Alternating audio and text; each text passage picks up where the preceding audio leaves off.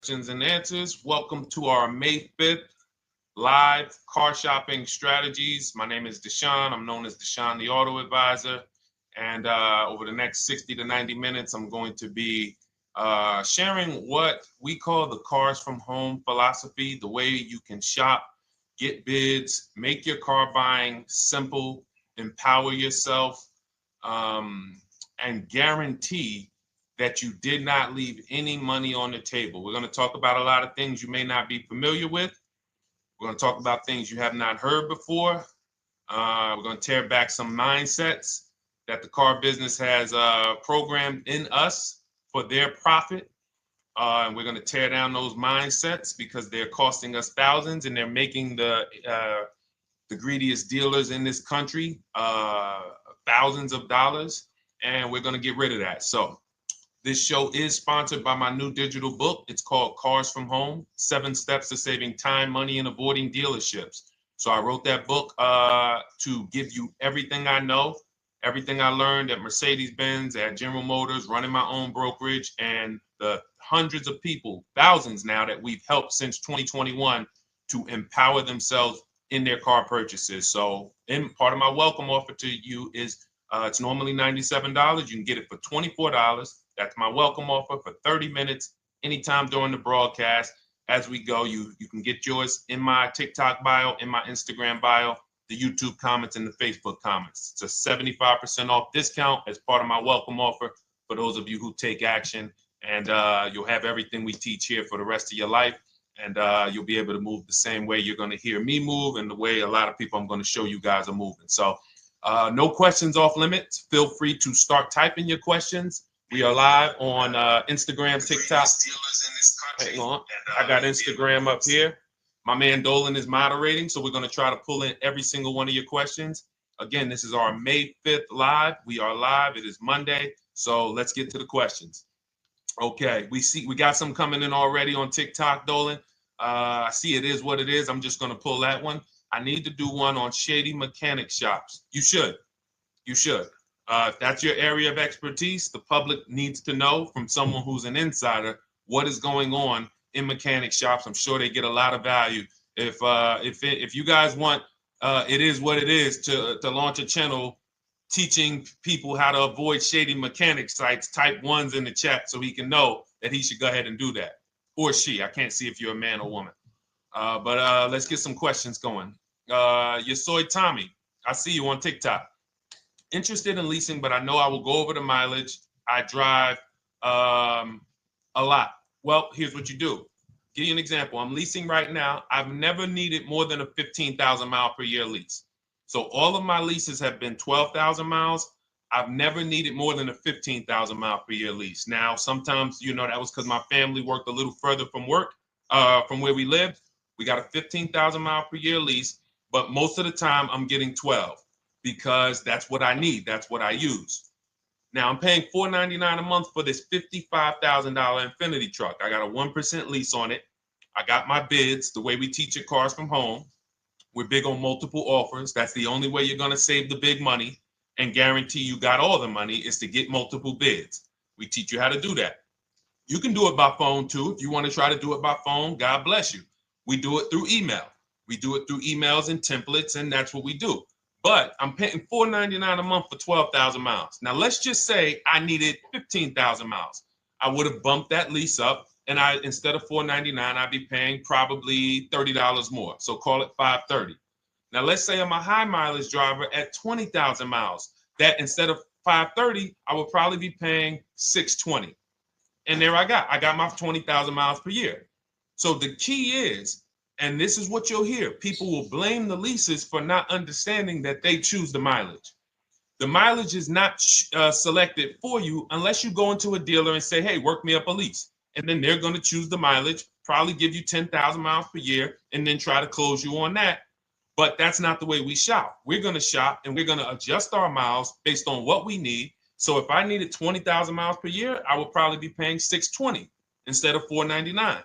If I needed 25,000 miles per year, I would probably be paying $680. So I'm just paying, we get what we need and we enjoy our leases. because when we buy these cars and we drive ridiculous miles, we depreciate our cars, we destroy the value, and then we still have a loan on it in a lot of cases for a vehicle that we have destroyed the value in because we put 60,000 miles on it in 3 years. So our loan is moving very slow, but our vehicle's value is dropping through the ground very fast, which is typically how we end up with $15,000, $20,000, $25,000 in negative equity. I used to see it all the time in dealerships, especially when I was in when Uber took off. When Uber took off, year later, 2 years later, 3 years later, we had tons of people coming in with Hondas, coming in with various cars that had 200,000 miles on them, but they still had 3 and 4 year loans left. And, that's just a recipe for disaster. That's a recipe for disaster. So you should not be leasing, though, if you keep your cars 8 years. Some of you familiar with the 8-year rule, you understand. Everyone should not be leasing. I want to make that clear.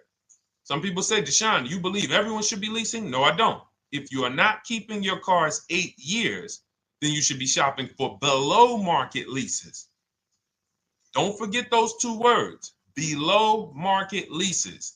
Because if you're paying what everyone else is paying for their leases, it's not going to make sense. Some of these strategies are not going to make sense. You need to be getting below market leases. And the way we do that is to comparison shop, get multiple offers from dealers, have them compete for our business, and then we get these leases that no one else can get. Great question. So what if I go over 20,000 miles? What do you recommend doing? You choose your mileage wisely. In my book, I have a section called Choosing Your Mileage Wisely. The whole key with leasing is to scope out the mileage you're going to use, and that's what you shop for. If you know you're going to do 25,000 miles that year, you would do 25,000 miles on your lease. But you don't shop this way.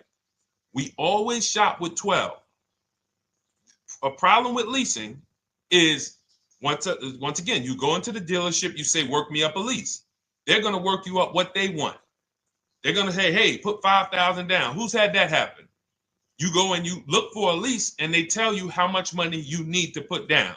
Type me if you've had that happen.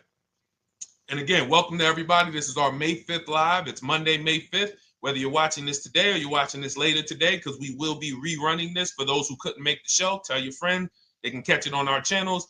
But this is our live show. We're live every single Monday through Thursday at 12 noon. So you'll see people who will go and get blessed transition. You've had this happen. This is what you go in. They work you up a lease. Here, you need 3,000 down. Yeah, you need 3,000 plus your taxes and fees. What do you want to do? So that's them customizing our leases. We never want to do this. We want to customize our lease and run it like this, a template. All your leases you get with, ready? 12,000 miles per year. First month's payment only due at signing. That's it. 12,000 miles per year. First month's payment only due at signing. That is how you shop all of your lease offers, because this allows you to now use the 1% rule, which I didn't create. A lot of lease savvy people know about the 1% rule, where your MSRP, I'm going to just show an example of an MSRP, the price on the window sticker. Every lease is going to be brand new, guys, or either close to it. The price on the window sticker is the price we go by, the MSRP, and we're going to divide our monthly payment into the MSRP. And once we get that, the number, that's going to tell us if we got a 1% lease, if we got a 1.5% lease, if we got a 1.8% lease. And what we did was I created the 1.5% rule to know we were overpaying for leases. You don't have value when you lease something over 1.5%. But let's keep it to the point. The point is you're shopping all your leases, first month's payment due at signing, 12,000 miles per year, and then you're using the 1% to 1.5% rule to gauge the value. Once you find your best offer, that's when you go and you say, can you please adjust the mileage down to 10,000 because that's all I need, or up to 15,000 or 18,000. You shop your offers with 12. You find your best offer concerning what value is, 1%, 1.2%, 1.4%. You lock that up, and then you tell them, show me what the payment will be with 20,000 miles per year or 15,000 miles per year. That's going to keep you from walking into these 80% dealers which are never going to give you a below market deal. When they drop their prices, they're never going to drop low enough to beat their competition. That's why their name of the game is them keeping you from checking their competition. And then you avoid these people, you find those deals, and then you adjust the mileage with that dealer. But choosing your mileage is very important with a lease. And that's why you should take 5 minutes, 10 minutes, tally up your lifestyle over the next 3 years, and you choose your mileage that you need. Great question. Let's go, Dolan. I'm getting married today. Congratulations to Ash on Facebook, everybody. Ash is getting married today. Congratulations. May God bless you with a healthy, lifelong marriage. Hallelujah. All right. Angel on YouTube says, can I lease for 36 months, then purchase to have a lower payment instead of buying at a higher payment? Now, what he's asking or she's asking is, I want this new car, but if I buy the new car, then I'm going to have to pay for the new car, in which case it's too unaffordable. So can I lease it first and then buy the difference at the end? Yes, you can. Let's talk about why that's not that financially wise. There are signals, guys, that tell us we are looking at vehicles that are too expensive for us. Signals. Would anyone on here take a 50-year mortgage? Anybody? Anybody? We got some smart people on here. Anybody volunteering for the 50-year mortgage, ladies and gentlemen? Anybody? Come on, somebody.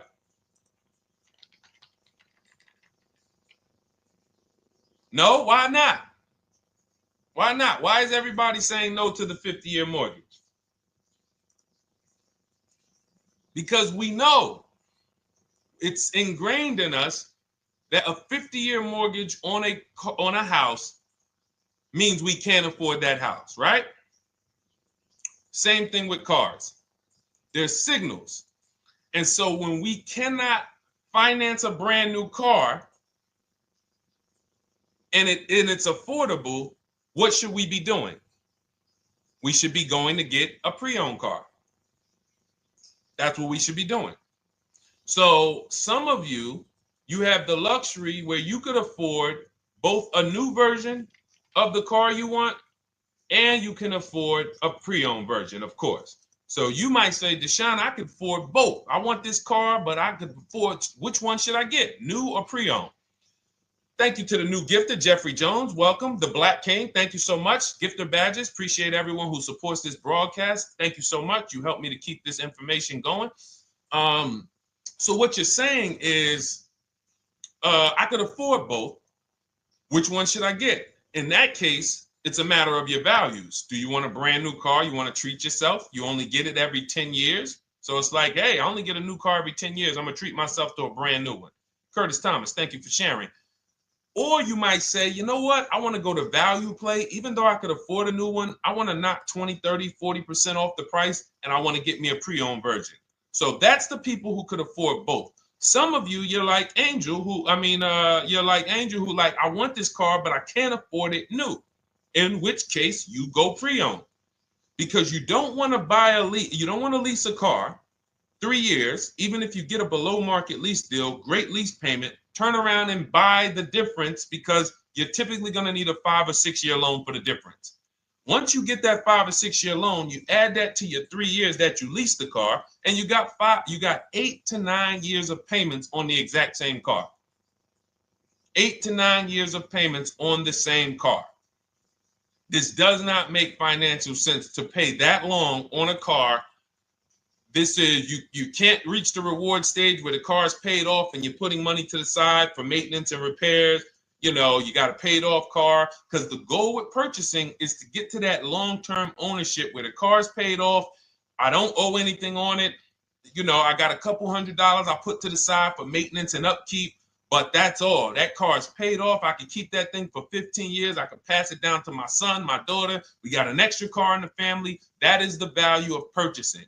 So if you have a payment for 8 years on a car, you don't get to that stage. So that's why before I would ever recommend someone lease and then purchase the balance, I would recommend someone purchase a quality pre-owned car and get it at a below market price. Okay, does that make sense? Okay, everything that we're talking about, guys, is in my new digital book. It's called Cars from Home, 7 Steps to Saving Time, Money, and Avoiding Dealerships. Has everything we teach, because the name of the game is learning how to structure your deals. When should I lease? When should I purchase? And then once you have your structure, getting bids on everything to make sure you don't leave any money on the table. When you get bids on everything, you're never going to lose any money on your trade-in, because you didn't just get one offer on your trade-in, you got bids. You're never going to overpay for your interest rate, because you didn't get one offer on your loan, you got bids. You're never going to overpay for the new car or the used car you're buying, because you didn't get one offer on it, you got bids. And that empowers you to control the transaction. That is what we teach. That's in my new digital book, step by step. You can get your copy for 75% off, normally $97, but it's part of our welcome offer for 30 minutes. You got it in my TikTok bio, Instagram bio, YouTube comments, or the Facebook comments for $24. Okay, enjoy it, use it. All right, let's keep it going. I need to buy a car. I want to know how to buy the advertised new the new SUV vehicle for under $10,000 or even under $20,000. I don't really understand the question. Let me read it again. I need to buy a car, and I want to know how to buy the advertised new vehicle for under $10,000 or even under $20,000. Are you saying that's the discount you're looking for, or are you saying that is my budget? Please let me know. I don't quite understand. Go ahead to the next one, Dolan.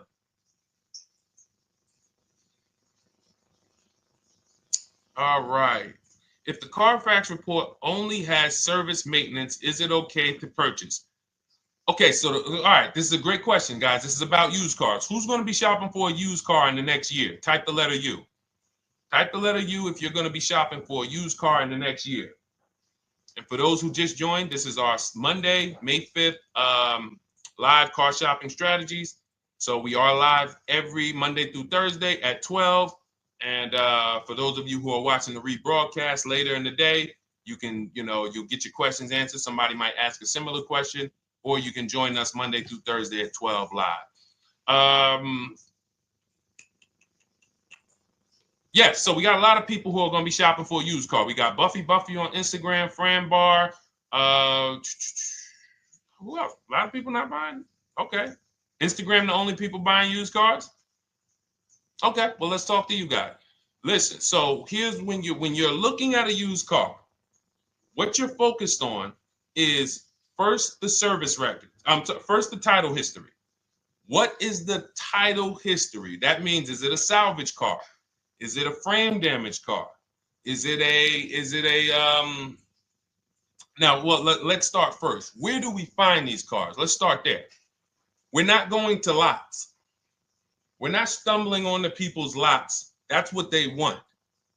We do not want to go through our neighborhoods looking for used cars. Anybody who does not have a used car on a website, they're trying to take advantage of you, because that is unadvertised, that they don't want to be where the competition is. That is not the way we're going to move. And for years, it was like that. You drive past a dealership on the weekend, you see hey, oh, look, they got this nice yellow car, a nice big red car outside, and you just pull right in. That's 2005 stuff. Now, every used car, we need to be able to compare it to the whole market, which means we need to see it on a website, on a marketplace. So we're opening up, this is called my multiple marketplace strategy. We are opening up, and some of you are going to need a pen if you're going to really, or unless you're going to watch the rebroadcast, because I'm running stuff past you that, you're trying to buy a $30,000, $50,000, $100,000 car. We're not talking about how you're going to get a couple things from Amazon and, set up a little home studio for $2,000 aside. We're talking about the second most expensive purchase most of you are going to make. So it's understand that you're going to need to focus in order to get the most out of what we're talking about. So we're going to go to the marketplaces. The marketplaces are Carvana. They sell their own inventory. CarMax, they sell their own used car inventory. Driveway, they sell their own used car inventory. We're going to go to now dealerships. AutoNation, they sell other people's, they sell their own. They buy and they relist it on their website. But then you have Car Gurus, you have Carfax, you have Kelly's Blue Book, no, not Kelly's Blue Book. You have Auto Trader, Car Gurus. So we're going to all these marketplaces, we open them right up in one tab. So now what we're doing is we're putting in our criteria, and what we want to do, we want to go 100 miles out. Even if you're not willing to drive 100 miles out, you want to see what the whole market looks like within 100 miles. So now, if you know what you can afford, then you can put in your price criteria. I have a tool that I created. It's called the Perfect Budget Calculator. Some people who have my book, you've used it, where you put in your down payment preferred, you put in your interest rate, you put in any equity from your old car, and it tells you, because what you tend to miss is the fees. That's what you tend to miss. So if you're not using this calculator that we created, you want to add another $2,000 or so, because you got to factor in the fees in that budget. Some of you go out and say, man, I think I could afford $30,000. Then when you find your car, they bump you up to $33,000 because you didn't factor in the taxes and fees. So this calculator does it for you in my book, and everything we use the Perfect Budget Calculator. But if you're not using it, just estimate another, a little higher. Now you put all of that into the marketplaces. Now you're looking for what the inventory is. Now, here's the reason why you must open up all these marketplaces. First reason, they have different cars on them. Carvana and CarMax has different cars than Car Gurus, Cars.com, Auto Trader. There's different cars on them. Another reason we need to open it up is because sometimes you'll see one car here on Car Gurus for $31,000, and then you'll see that on Auto Trader they marked it down $2,000. It's $29,000. And you're like, wait, why the heck is it lower? This is the same car.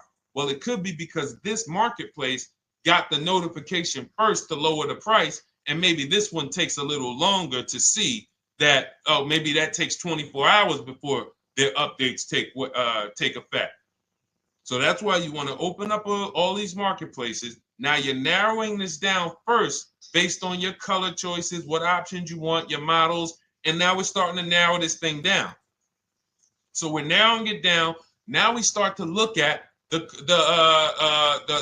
history of these cars.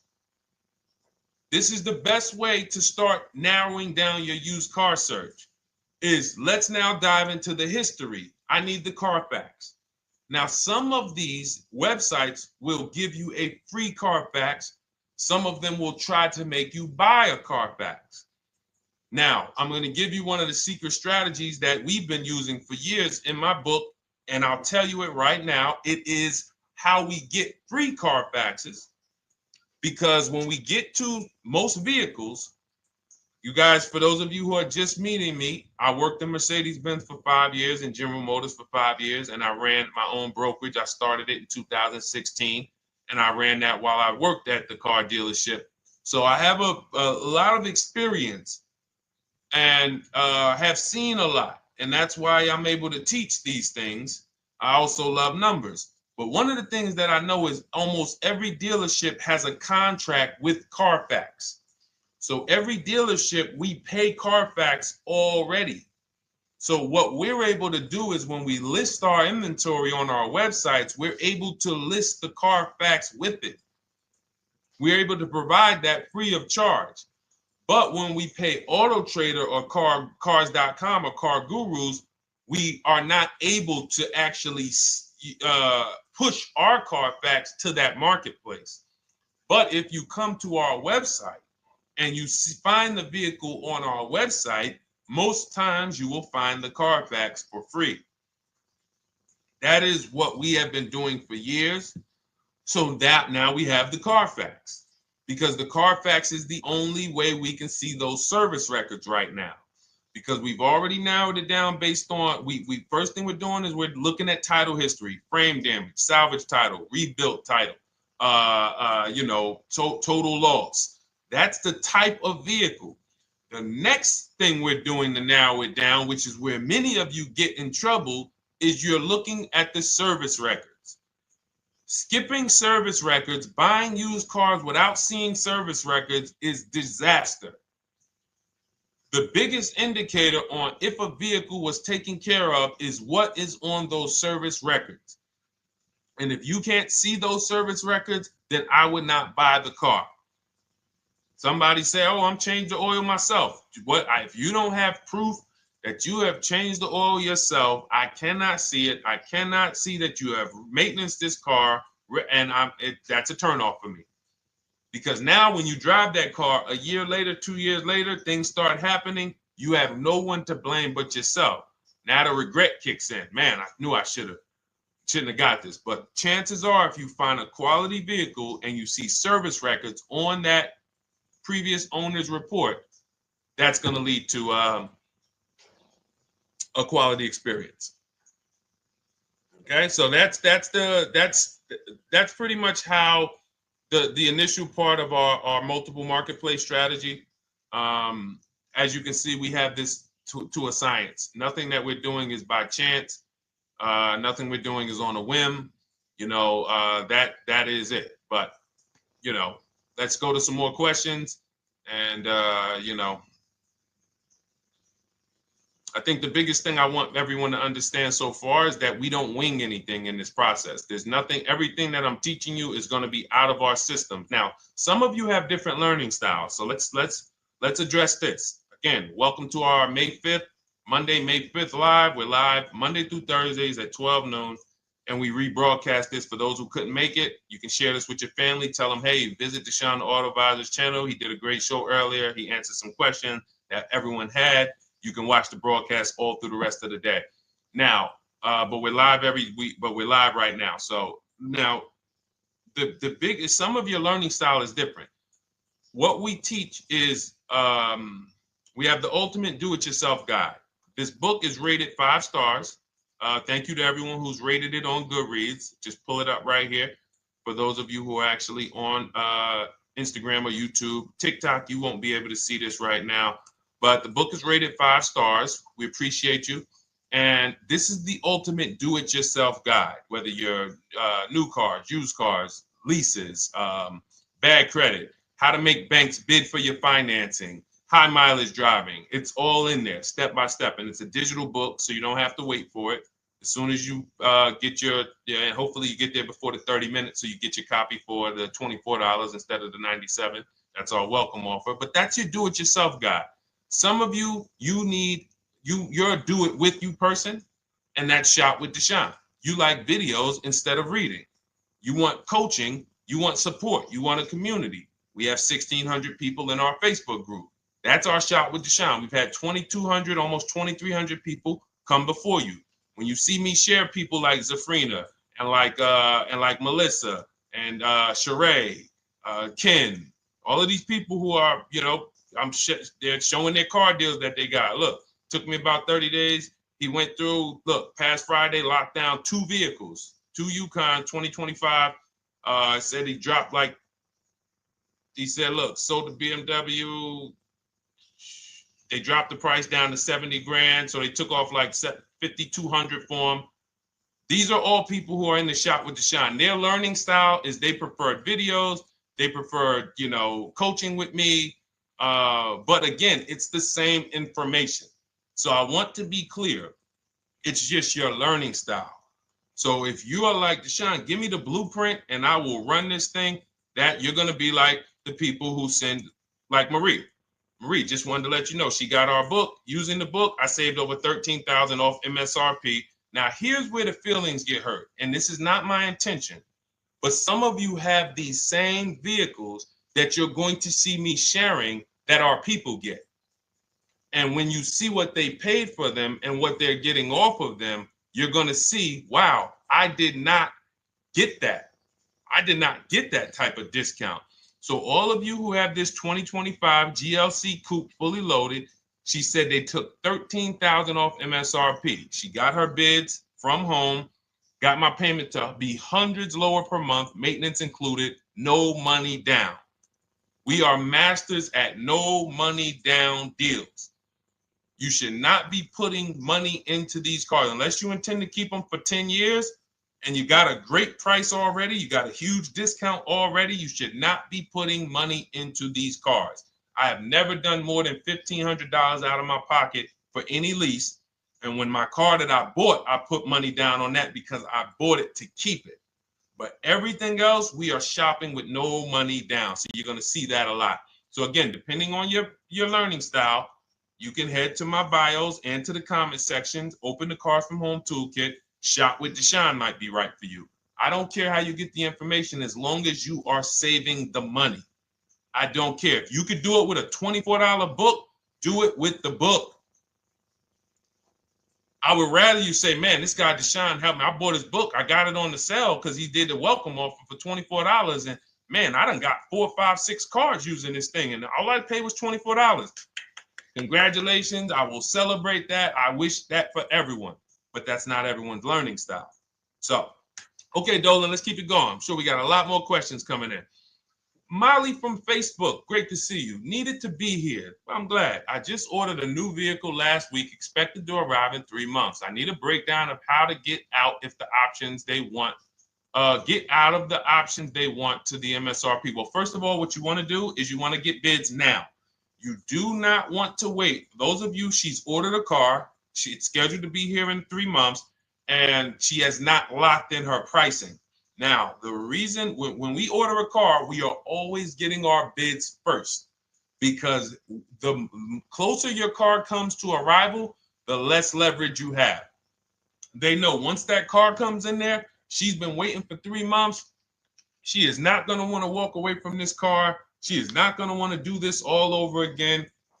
And they're going to probably take a shot and say, or if you look for a discount at that point, you probably are going to be like, no, I'm sorry, we can't give it to you. So what we're going to do is we have to now send that request out. Now, there's 2 ways for you guys to do this, whether you're leasing or purchasing new cars. 2 ways for you to do this. You can do it your way, which is calling around. Calling around, not going into dealers, calling around, ask for sales managers, try to get yourself at least 5 offers. Because the only way you're going to see how overpriced the offers are is to actually get multiple offers. So I'll give you an example. I'm showing you guys on the screen what a market report looks like. So we also have a division. We shop for people's new cars and their leases if they have good credit. So when you see, oh, I tried to pull it up. It's not loading. So what you're going to see, and some of you who've used our stuff, you can testify to this. There is a huge spread between the best price and the worst price. Huge spread. So in order for you to know you actually got the best price, you need to see 4 other offers that are higher. I'm going to say that again. Thank you to all the gifters on TikTok. Thank you, Jeffrey Jones. Appreciate it. You need to see other offers that are higher. So let's go back to my car. This dealer who won the bid for my Infinity truck saved me over $8,000. Now, he said to me when I was making the deal with him, he said he knew that I was not going to find a better offer because he had used a special coupon he had to apply towards the deal. He needed the deal that month, and that's why he won the bid. So he's able to take off $8,000. If I was purchasing, I would have got $8,000 off the price. But I leased it, so my lease payment was $499 a month with $1,270 down total. And $1,270, $499 of that was my first payment. So every other offer that I got, $560, $605, $640, $700, $750. That's how you know you did it right. If you don't have a bunch of the 80%, we call them. This is the 80%. Some of you have heard me say we don't negotiate with dealers with fake fees. It's a losing battle because even when they take off all the fees, they're still super high. I'm going back and forth by email. So if you're using what we teach, you're taking minutes out of your day. You're going back and forth with email. We close deals in 60 to 90 minutes. I'm not inviting anyone to car college. 60 to 90 minutes of emails back and forth. Next thing you know, we're closing a deal. But you're going to see, even after back and forth and telling the dealers through email, you can do it by phone. Hey, I'm shopping other dealers. Please make me your best offer. I have all the templates written. So when you're using our stuff, you don't even have to wonder what you're going to say. You just copy and paste our template. But even after that, you're going to see, wait, these people are still giving me super high prices, even though I told them I'm shopping, even though I told them I'm serious, I could buy the car right now, even though I gave them every single thing I need to give them to get an offer, they're still $150 a month higher than my best offer. That's going to prove to you that they are the 80%. They are not coming down. When they say this is our best deal to their customers walking inside, they're not lying. It is their best deal. It is not the best deal. It is their best deal. Their competition's best deal will blow their best deal away. And the only way you do that is by getting bids. So that's what you need to do, Molly. Take exactly what you're looking for. If you want to call around, call some sales managers and say, hey, listen, this is what I'm looking for. I put in an order, but I'm not dead set on the price yet. Haven't really gotten, I want someone to lock in a price for me. And hopefully you're purchasing, because if you're leasing, it's tough, because once that lease comes in, you do not know what the lease program is going to be. So if the lease program is bad, then you could find yourself jammed up. Now, here's what we try to do to prevent that. It's not always possible. Here's what we try to do. Once you have found the best dealer who's won the bid, now what you're going to do is say, based on this price that you're selling me the car for, can you give me a lease estimate now? So let's say I'm ordering this Infiniti. I shop around, I find a dealer who says, all right, Deshone, I'll place the order. I'll take $6,000 off list price for you if you do the business with me. Perfect. Can you give me a lease quote based on that now? I know this is not the vehicle. My vehicle's coming, but can I get some type of an estimate of what it would be? And then I look at that, and if it's affordable, now I place my order. But I'm not placing an order for a lease blind, not knowing what my payment's going to be when that car gets here. Okay? Does that make sense? I know I may be typing, this is heavy. That's why I told you guys, when you're here with us in car buying, below market car buying strategies, this is like short 60 to 90 minute master classes. This is not lives where I'm showing you how to make macaroni and cheese and turkey and like, okay, yeah, you got your music playing in the background. Hey, listen, all right, what I need? Oh, hand me the Sazon. No, you could do multiple things. This is heavy finance talk for 60 to 90 minutes, and it will change your life. And I just saw my girl, Lisa. Lisa, good to see you. Lisa's been, she's been learning from us and rocking with Cars from Home. Let me see. I'm glad you clarified, even if no money down on the lease, you still really have to give them the first month's amount. Yes, I don't know what I'm going to do yet, buy or lease. No matter, I'm learning lots and sharing with my peeps. Thank you, Lisa. Thank you. Now, technically, you don't have to give them the first month's payment either. What I do is our templates all involve shopping, first month payment due at signing. But if I wanted to, so let's say, for example, on this $499 a month lease I got on the Infiniti, and I'll actually will add this because I'm glad you said that. The lease is that your first month's payment, so it's not considered money down. It's considered your first month's payment because you're leasing, you're paying 36 months or 39 months. We don't do 4-year leases. We don't even do 3.5-year leases in most cases. We're not doing it. It's 36 months, 39 months. And if they have a really, really good program for 2 years, they will tell us about it. But we shop for 36 months. But you can tell that if I wanted to tell them, you know what, I want to do a straight sign and drive. I don't even want to give you the $499 for the first payment, which means you're asking them to pay the first payment, then it would have just been $500 going back into the cap cost, which would raise the payment probably with interest and taxes, maybe 15, 17 bucks, something like that. So if I truly wanted to bring nothing to the table, I can just have them to, cap the first month's payment. You can do that. You can do that. So you can ask any questions. I know you're in our Facebook group, and so you let us know. But the 8-year rule is your basis for leasing versus buying. The 8-year rule, when you guys open up my book, you'll hear me talk about this. I'm going to make a whole lot more videos about the 8-year rule because it is the parameters for how to know whether to lease or buy. It takes into account how drastic cars depreciate. They lose value like crazy. All the losses are in the first 5 to 7 years, and you don't win until you've kept the car at least 8 years, compared to someone who's getting a below market lease. So let's take an example. You look at somebody like, Brian. Brian got my book. Just finalized my first ever lease using your system.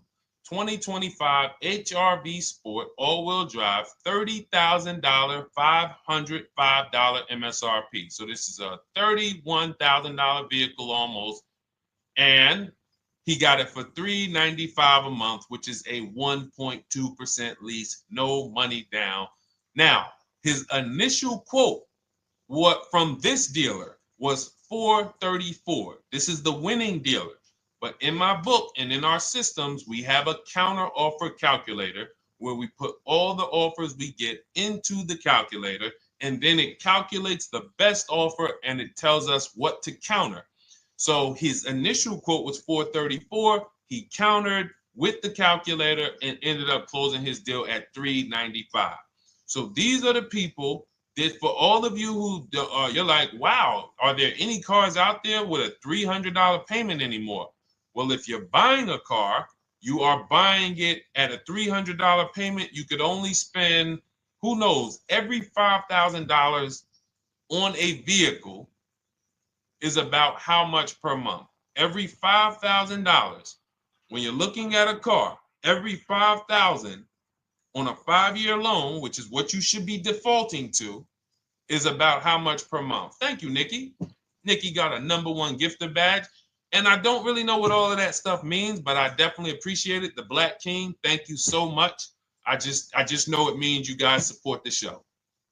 So I appreciate it. So who knows? Every Nucci Graham is and I wanna Nucci Graham will address you next, because as soon as you get your book, on the thank you page it says, "Thank you for your purchase. Click below to open your book." So we'll address that shortly. But okay, thank you, Lisa. Yes, every $5,000, and Nikki, $100. So this keeps you in the safe zone. When you are looking for how much loan I'm going to take, you are looking and saying, every $5,000 is going to cost me roughly $100 per month. So if I want to spend $400, then my loan needs to be about $20,000, which means I'm looking at this car. If I'm going to buy it for $23,000 plus fees, and I want to be at $400, I'm going to have to come up with some more money down, because I need to get my payment here. I need a $20,000 loan. I'm not going to go in looking at a $20,000 car and thinking, man, can they get me to $250 a month on this? No money down, because the math doesn't make sense. Because the only way they can get you to that is to put you in a 7 or 8 or 9 year loan, which is a horrible deal. And they've done it to a lot of people, because you go in and you just say, get me to this monthly payment. And they're like, well, you didn't say how long. You come in later, hey, man, my loan is, I remember, man, a guy called me, and this is, unfortunately, people are not trained to look at how long their loan is. Early in my career, I think I was still with General Motors, and a guy came in and he had some vehicle, And he was like, D, could you look at this, man, and tell me, because I don't, I'm trying to get out this thing, man. They telling me I can't get out of it now. That's a recipe. You bury yourself when you make these types of moves. They're saying I can't get out. I looked at his contract. It was a 96-month loan. 96-month loan. So he's in a 96-month loan at a high payment. He's going nowhere. And what it came from is him going in and saying, hey, get me to this payment. My payment's affordable, but how long is the payment? That determines what you're paying for the car. So when we say, yo, are there $300 payments out there? I'm showing you. Leasing, there's cars you can drive 30,000 miles, $30,000 cars, beautiful vehicles, payments in the threes when you're shopping and getting bids, and you're finding vehicles with great lease deals. At the same time, on a pre-owned car, that's only going to get you under 20 grand, between 15 and 20 grand. So it's about getting the most for your money. And getting the most for your money, you must take into account the 8-year rule. If I'm not keeping a car 8 years, I should be shopping for a below market lease. I'm not tying up any of my money in this car because I'm not keeping it long enough to have all of that money benefit me. Does that make sense? Type ones if that makes sense. Type dollar signs if that makes sense, because this is about money. If I'm not keeping the car 8 years, then all the money I'm going to tie up in the car to pay for it, to pay off the loan, to do the maintenance, to change the tires, to change the brakes, to change the oil, to change the brake fluid, the transmission, all of the money I'm putting in that car, just normal maintenance. I didn't say anything broke. Normal maintenance over 7 years. I'm not going to keep the car long enough to have that make sense. Whereas had I leased, I'm just below market leases. I'm just literally paying cents on the dollar, changing my oil. Most of the times I'm out the car before I need brakes, unless some of you are driving 15,000 mile a year leases, and then sometimes you will replace the brake, but it still does not compare to the cost of purchasing. And throughout the show, I'm gonna show a lot more lease deals and a lot more discounts.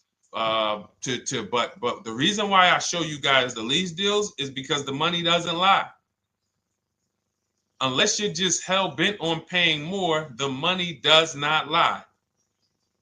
You can't compare when I was, I'm driving $40,000 cars, my payments have a 3 in front of them, and my friends are driving $20,000 cars and their payments have a 3 in front of them. And those cars are used, need maintenance, warranties done ran out after 4 years. I'm over here driving brand new cars, problem free, and they're paying the same amount or more than me, and they're driving inferior products. And then once they really get tired of the car, they go ahead and they trade it in and they start the process all over again. So it's bad financial advice that the car business never trained on, and they just love for people to be ignorant. But we're not going to be ignorant here. All right, Dolan, let's keep it going. By the way, all of you who just joined, this is our Monday, May 5th live. We are live every Monday through Thursday at noon. So for those of you who may be watching the rebroadcast, we rebroadcast the show all through the day. So for those who missed the show, you can either, or some of you want to tell your friends, oh, hey, you're shopping for a car, go watch this show. And we'll rebroadcast this show all through the day. And we rebroadcast all the episodes through the weekend. So for those of you who didn't have time, you're, man, I want to catch up on all the shows, all the questions that were asked. We'll rebroadcast those through the weekend. But we are live every Monday through Thursday between 12 and usually 1:30. You can have your friends and family tap in. You can bring your questions, and we try to get to as many as we can. All right, Dolan, let's keep it moving. Let's get to some more. What are the companies for loans? Well, there's a lot of them. First thing you want to do is, so we teach something called the bank bidding war. This is a question, because here's my question to you guys. Where do you get your car loans from? Here's my question to you. And I'm going to tell you how we should change the answer, because I know what some of your answers are going to be. Where do you get your car loan from? Some of you are going to say my bank. Some of you are going to say the credit union. Some of you are going to say the dealership. But all of those are not the answers we want to go with anymore. Here's the answer. You got it, Nikki. I love Nikki. Whoever gives me the best rate. That is going to be the answer moving forward. If you're using what we're teaching, that's your answer. Whoever gives me the best rate. In other words, whoever wins the bid. So what we're doing is we are not just going to our credit union and having them run our credit, give us a rate, and now we going out and we're shopping with a check in hand and we're shopping with our back against the wall because the bank says, well, hey, you know, your pre-approval expires May 17th, so you hurry up and find a car or you're going to have to come back and run your credit again. Now we're over here and our bank is putting our back against the wall. That's ridiculous. So what we do is we use what you should do is you should look at the average interest rate. If you have average credit, look at the average interest rate, and then you use that to budget. Again, I have a calculator that we invented. It's a proprietary calculator. You can't find it on Google. It's in my book. It's in our course, Shop with Deshone, in our checklist, our video checklist. This is stuff that, again, we don't, if you notice stuff that I teach, it's not anywhere. Deshone, why can't I find an 8-year rule on YouTube? It's because it's Cars from Home. We created it. I can't find the 1.5% rule. No one else teaches that. That's because it's our intellectual property. We created it. I don't mind people saying it, but they need to understand we didn't find this stuff. We created the stuff. So calculators, we invented them. So this calculator you take this interest rate, but even if you want to use a standard payment estimator calculator, you can take just what I said. Remember, add a little bit more for the fees, because that's what you're not taking into account. The fees, the taxes, and that's where we get in trouble. My calculator, our perfect budget calculator, does that for you. So now you want to look at the average interest rate. Type in average rates for cars. Use that for your budget, just so you can know about how much car I can go and get. So between what I told you about the $5,000 being $100 a month, and that last part about, adding a little bit more and using the average interest rate, you should have a good gauge on a range of car to go and shop for. Now, once you now shop your market, whether you're shopping new or whether you're shopping pre-owned, once you find no one's touched your credit till now. No one has touched your credit with a hard pull, especially not. We do not, in order for this to work, like what Nikki is saying, where you're only giving your business to the bank or credit union that gives you the lowest APR. In order for this to work and for you to be able to shop freely, no pressure, you need to make sure you don't let anyone run your credit with a hard pull before you find your best deal on a car. Soft credit pulls, estimates of budgeting, the way I just said. Now, you go out, you find your car, whether it takes you a week or a month or 3 months. Bang, I found my car now. You lock the car up, put it under contract, you leave your deposit. You never, ever. How soon when you get a car does the dealership want you to take it? I like asking questions like this because we can prove how predictable most of the car business is. How soon after you purchase a car does the dealership want you to take it? Thank you, Janae. Immediately. Now, the reason for that is, there's various reasons. There's various reasons. Right then and there, Molly, yes. But what I want you guys to focus on is what you lose by taking it right then and there. You lose the ability to shop the interest rates. And shopping the interest rates is very important because you'll always wonder, could I have gotten a better rate? So what you do is you lock the car up, you let them know, hey, I'm going to go home, just give me my, let me get my paperwork so I know exactly how much I need to tell my bank. And here's the key, if you guys can beat what my bank or credit union gets says, then I'll give you the loan. See, some people think that I teach don't let the dealerships compete. I never teach that. What I teach is don't let the dealerships be your first offer ever. They are always your last offer, and they're competing against other offers that you got. So now you're going home, your car's waiting, you're going to see what your bank, your credit union can do, and then you go online. You can go right online. Auto loans online, auto financing online. Let all of these banks and credit unions access your credit now with the hard pull, because there is an article that Experian did, and you can find it at almost any credit bureau, wrote an article on rate shopping. They allow you to have multiple lenders compete for your business within a small period of time. They say the window is 14 to 45 days. So if the window is 14 to 45 days, how quick do y'all think I want you to do it? If the window says, because that's a big window, as long as you shop within that window, at the end, those multiple inquiries will have the same weight on your score as one inquiry, because it looks as if you were shopping and you were doing your due diligence. Thank you, Greg, Sheila, with these gifter badges. I don't know. It's like a nice. I appreciate it, Glendale. Thank you. So with these, when these banks are competing, what you're trying to do is say, everyone here on my end, we call this the bank bidding war. This is round two. Round two is you are bringing your car home. I'm sorry, you are at home. You're going online. You're calling your bank. You're calling your credit union. If you have one, you're going online. This will take you literally one day, not even. This maybe take you an hour. Because if they say that the window to shop is between 14 and 45 days, I want you to do it in 24 hours.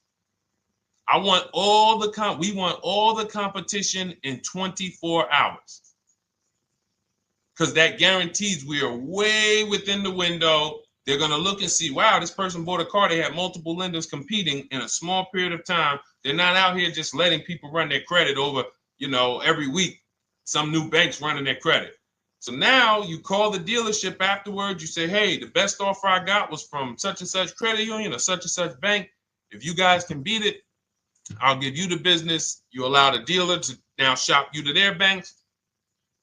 In which case, they're going to call you and say, hey, good news, we got you a better rate. Or, hey, good news, we couldn't beat the rate, but we can match it. In which case, they save you the time, they save you the paperwork. Or they're going to say, hey, listen, that's a great rate you got. We can't beat that. None of my banks can beat it. And in which case, we guarantee all around we got the best rate, which is the goal we're looking for. As Nikki said, I'm only giving my business to who gave me the best rate. That is the bank bidding war.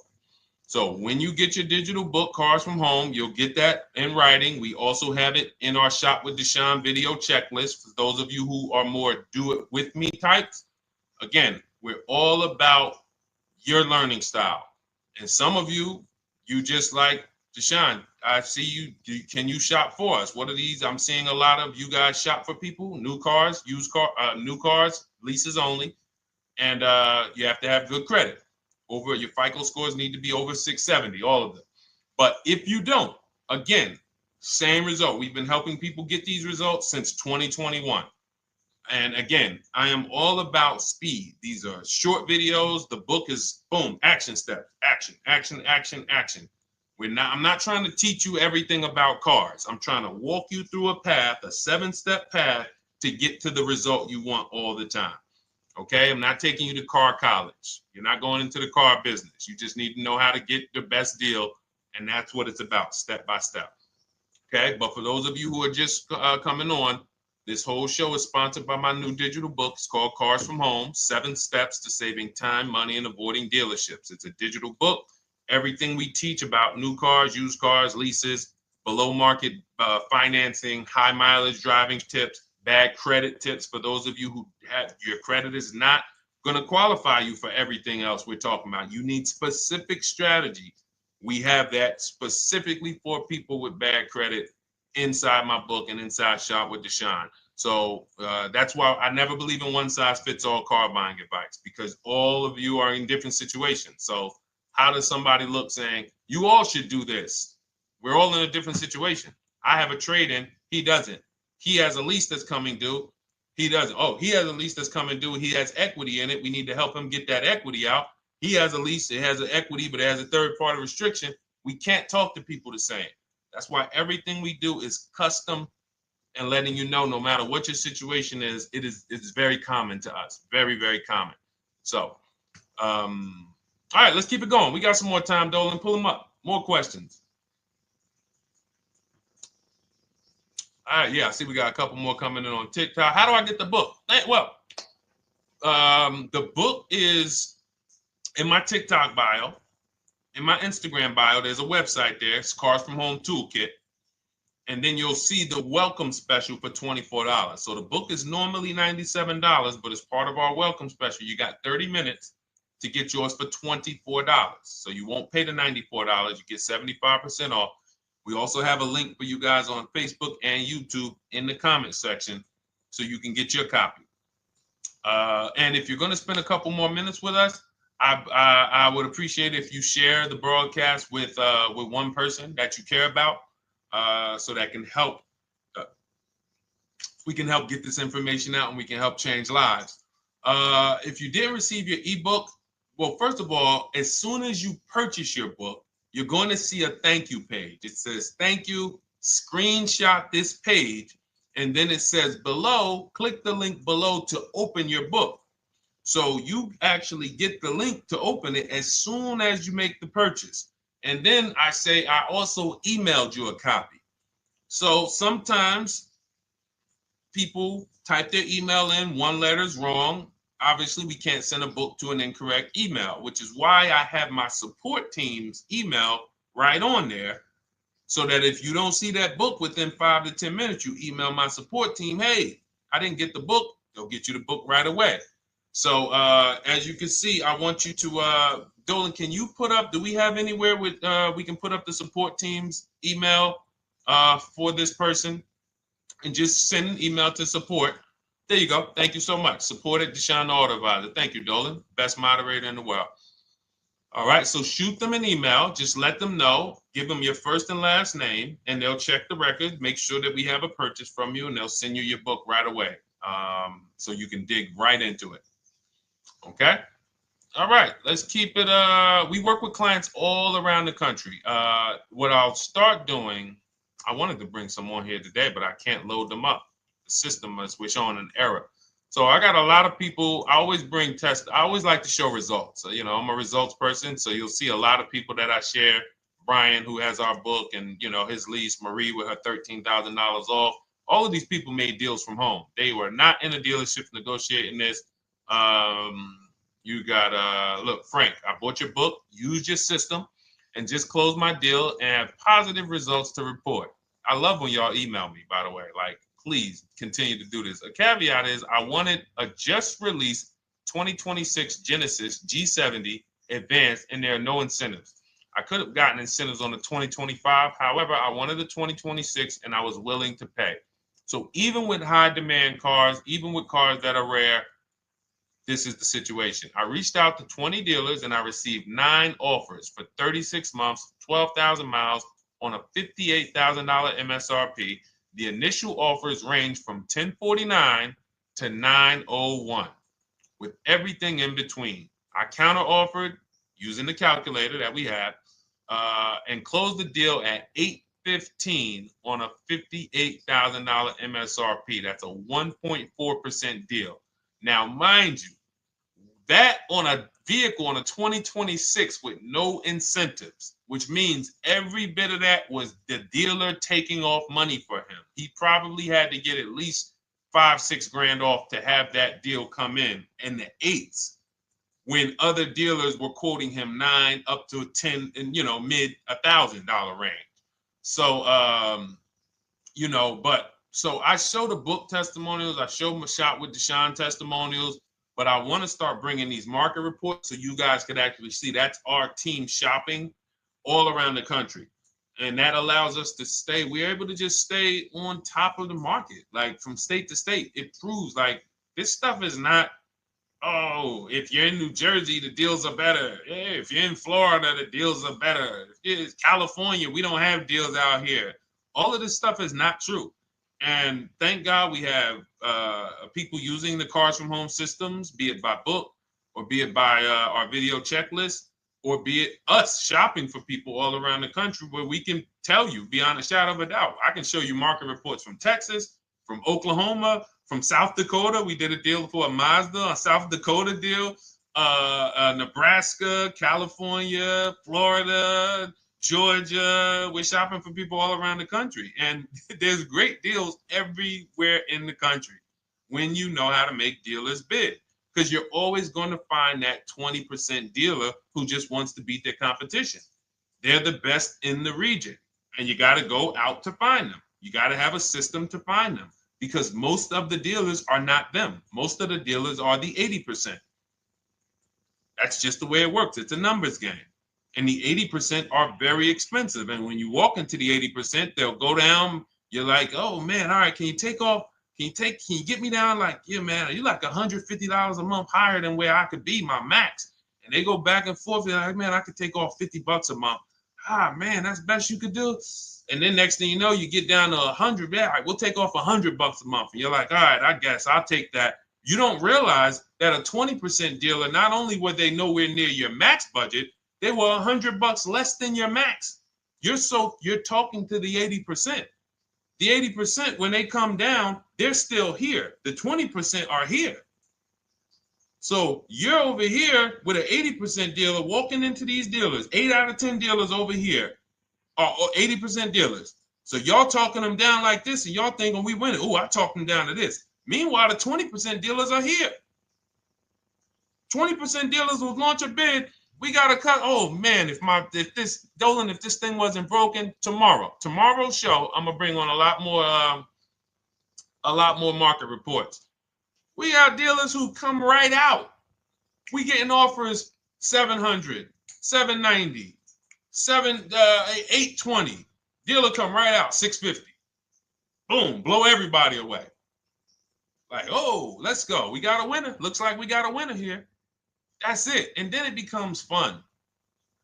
As you can see, this is fun for us. When you change the way we shop, you shop and you start to you're going to be the prize. You're going to be the prize. So anyway, let's keep it moving. For those of you who have gotten your book, I look forward to you using it, empowering yourself, having these same results. For those who didn't know about the book, it is a digital book. You can get your copy for 75% off for 30 minutes in my TikTok bio, my Instagram bio, the YouTube comments, and the Facebook comment. And for those of you who've been on and you still don't quite trust us, you want to get started with at some free advice, go grab our cheat sheets. We have our free cheat sheets in my Cars from Home toolkit, totally free. Test us, look at the cheat sheets, look at the strategies, look at the emails I'm going to send, guiding. Like I don't play around. So if you want to just say, test out, let me hear some free advice, start with our cheat sheets. All right. Yes, I'd actually answered that when I read that comment, Dolan, on TikTok about do we work with clients in New Jersey and New York? Well, yes. When it comes to shopping done for you, if you open the Cars from Home toolkit and you're like, Deshone, I just want to relax at home. You guys go shop the market for me. If you have good credit, FICO scores over 670, and you have and you're shopping for a new car or a lease, you can book a call with us and we can see if we can help you. Book a 10-minute call. It's free. And we can see if we can help you. Is it best to lease a car if you're currently underwater? Ooh, if I was underwater right now, let's just say I have 15,000 negative equity. I made a bad deal during the pandemic. I'm upside down and I'm like, man, I got to get out of this car. But and first of all, I know I should be leasing because now we know the 8-year rule. The 8-year rule says if we're not buying our cars to keep them at least 8 years, we should be shopping for below market leases. We're going to pay a lot less money. Below market leases, not normal leases. Very important. So what I'm going to do is I'm going to actually right now look for an electric vehicle that I could lease because some electric vehicles right now, we're getting under 1%. We're getting 0.88% leases. We're getting 0.79% leases, because if you do your bidding, you're going to see. Now, again, if you want to call around for your multiple offers, you can do that. I'd rather you call around than to do what you've been doing. I'd rather you, with your new cars and your leases, call around before you walk. That's better than what you've been doing. But if you're like, Deshone, I don't want to talk. I don't want to wonder what I'm going to say. I just want to copy and paste. That's the Cars from Home way. Either way, you get your 5 offers, and you're going to see now, my best offer on this $40,000 electric car might be $320 a month. So I'm now driving a $40,000 car. If I didn't have my negative equity, then I would be driving it for $320. But now I got to bring this negative equity over. Now, the reason why you want to look at these electric cars for this is because if you try to bring a bunch of negative equity over, what ends up happening is you're now messing up the loan to value ratios, and the bank won't approve it. So you might go in and look at a $40,000 car, and now you bring this 15 grand of negative equity, and the bank is saying, we're not going to loan $55,000 on a $40,000 car. We're not doing that. So that's when they'll say, some of you may have heard this before, you have to put money down. They'll say, we can't get you approved unless you can put $3,000 down, $5,000 down. You have too much negative equity, and the bank is not going to approve it all. But when you get your bids on some of these electric cars, you're going to get $10,000, $15,000 off. And this is specifically what I would be looking for. I would be looking for the electric vehicle that when I get my bids, I'm saving 15 to 18 to 20 grand off. And if you guys don't think that's possible, you haven't been here for long. You know, this is Milligan. She bought her Mercedes EQE last year. She literally, MSRP of her car was $79,245. She got almost $30,000 off the vehicle. Almost $30,000 off the vehicle. $51,359 is her price.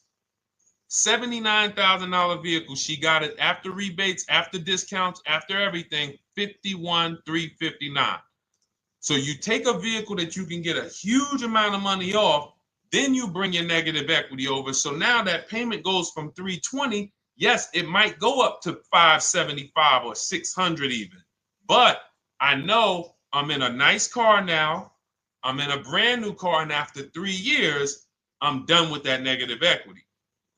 So that's what I would be doing. And if God forbid the car gets totaled while you're driving, you're out of the negative equity in a lease. So if I rolled that negative equity, 15 grand over to this car, now I'm driving it. Boom. All right, I got this electric car. I'm out of the negative equity. I got a good value. I'm in a $40,000 car. My payment is affordable. Now I'm driving. Oh, shoot, car gets totaled. I'm out. I can go get me another car now. I can go and get the same exact car, but I can get it for $320 now. So, you know, that actually is the reason why people commit insurance fraud and total their cars or get them stolen intentionally. But no, that's just something to keep in mind. Something to keep in mind. Because most of you, when you start leasing, you're going to see that was my reason for negative equity. That was my reason I kept having negative equity, is because I wasn't leasing. And that was the reason I was paying more money for cars than I should have, because I wasn't leasing. And again, the key is getting below market leases. You walk into a dealership and say, work me up a lease, you're not going to have these payments that, you know, we're talking about here. It has to be below market leases. That comes through multiple offers. Only way. All right, let's keep it going. A lot more questions. No gap then. Is that your first time leasing? Well, no, we'll get to that. I see it's a little conversation happening on TikTok over here. By the way, everyone, this is our Monday, May 5th live. We're live Monday through Thursday. Tell your friends, please. I would love for those of you who are going to keep joining us to see some friends tomorrow, family members tomorrow, co-workers. When you are at work, when you're talking to people, if they say they're car shopping, I would love for you to invite them to our live shows Monday through Thursday at 12. And if they couldn't make the show, we will rebroadcast each episode for the rest of the day. So after today, after we end the show, if you guys want to refresh on some things or you want to whatever, you want to send people, we will rebroadcast this episode for the rest of the day. And then on the weekends, we put together a weekly compilation. We broadcast them all just for the people who couldn't make the live shows. But every Monday through Thursday, we are here. And yes, happy Cinco de Mayo to you too, Nikki, and to everyone who celebrates. All right, what do you think about waiting till December month, mid-month to buy a vehicle? I do not. Dealers need cars to sell before that. It's a myth. All right, we're going to dispel a myth, okay? When have we been taught that the best time to buy a car is? Thank you to everyone running up the likes on TikTok. We're at 3,400 likes. Every time you hear something you like, you double tap the screen. That makes a big difference. It sends a message to TikTok that we're doing something good over here. Okay, end of the month. Yes, sweet now. End of the month. So we're gonna peel, like I told you guys when we started the broadcast, right? We are gonna, yes, Molly, last day of the month, right? So this is what we have been taught. Last day of the month, come on in. That's where your deals are, right? Let's look at this logically. As a former car salesperson, the times where where I saw the dealer or myself being the most desperate was the times where we did not have a lot of customers. Sometimes you look up, it's the 10th of the month. They call us into a sales meeting. They say, hey, guys, we got to sell 200 new cars this month. We are only at 40. We are way behind. We are tracking way behind. Call anyone you know who's a real customer. We are entertaining every reasonable offer. Now, you've been taught there's a group of people that we know are coming at the end of the month. There's a group of people that we know that last weekend they're going to rush. But there's no desperation there from us because we know they're coming. So we look and say, I'm much more desperate at various times throughout the month than I will be at the end of the month. Because think about it. Every time you go into the dealership at the end of the month, is it dead or busy? You go into the dealership most of the time at the end of the month, is it dead or busy?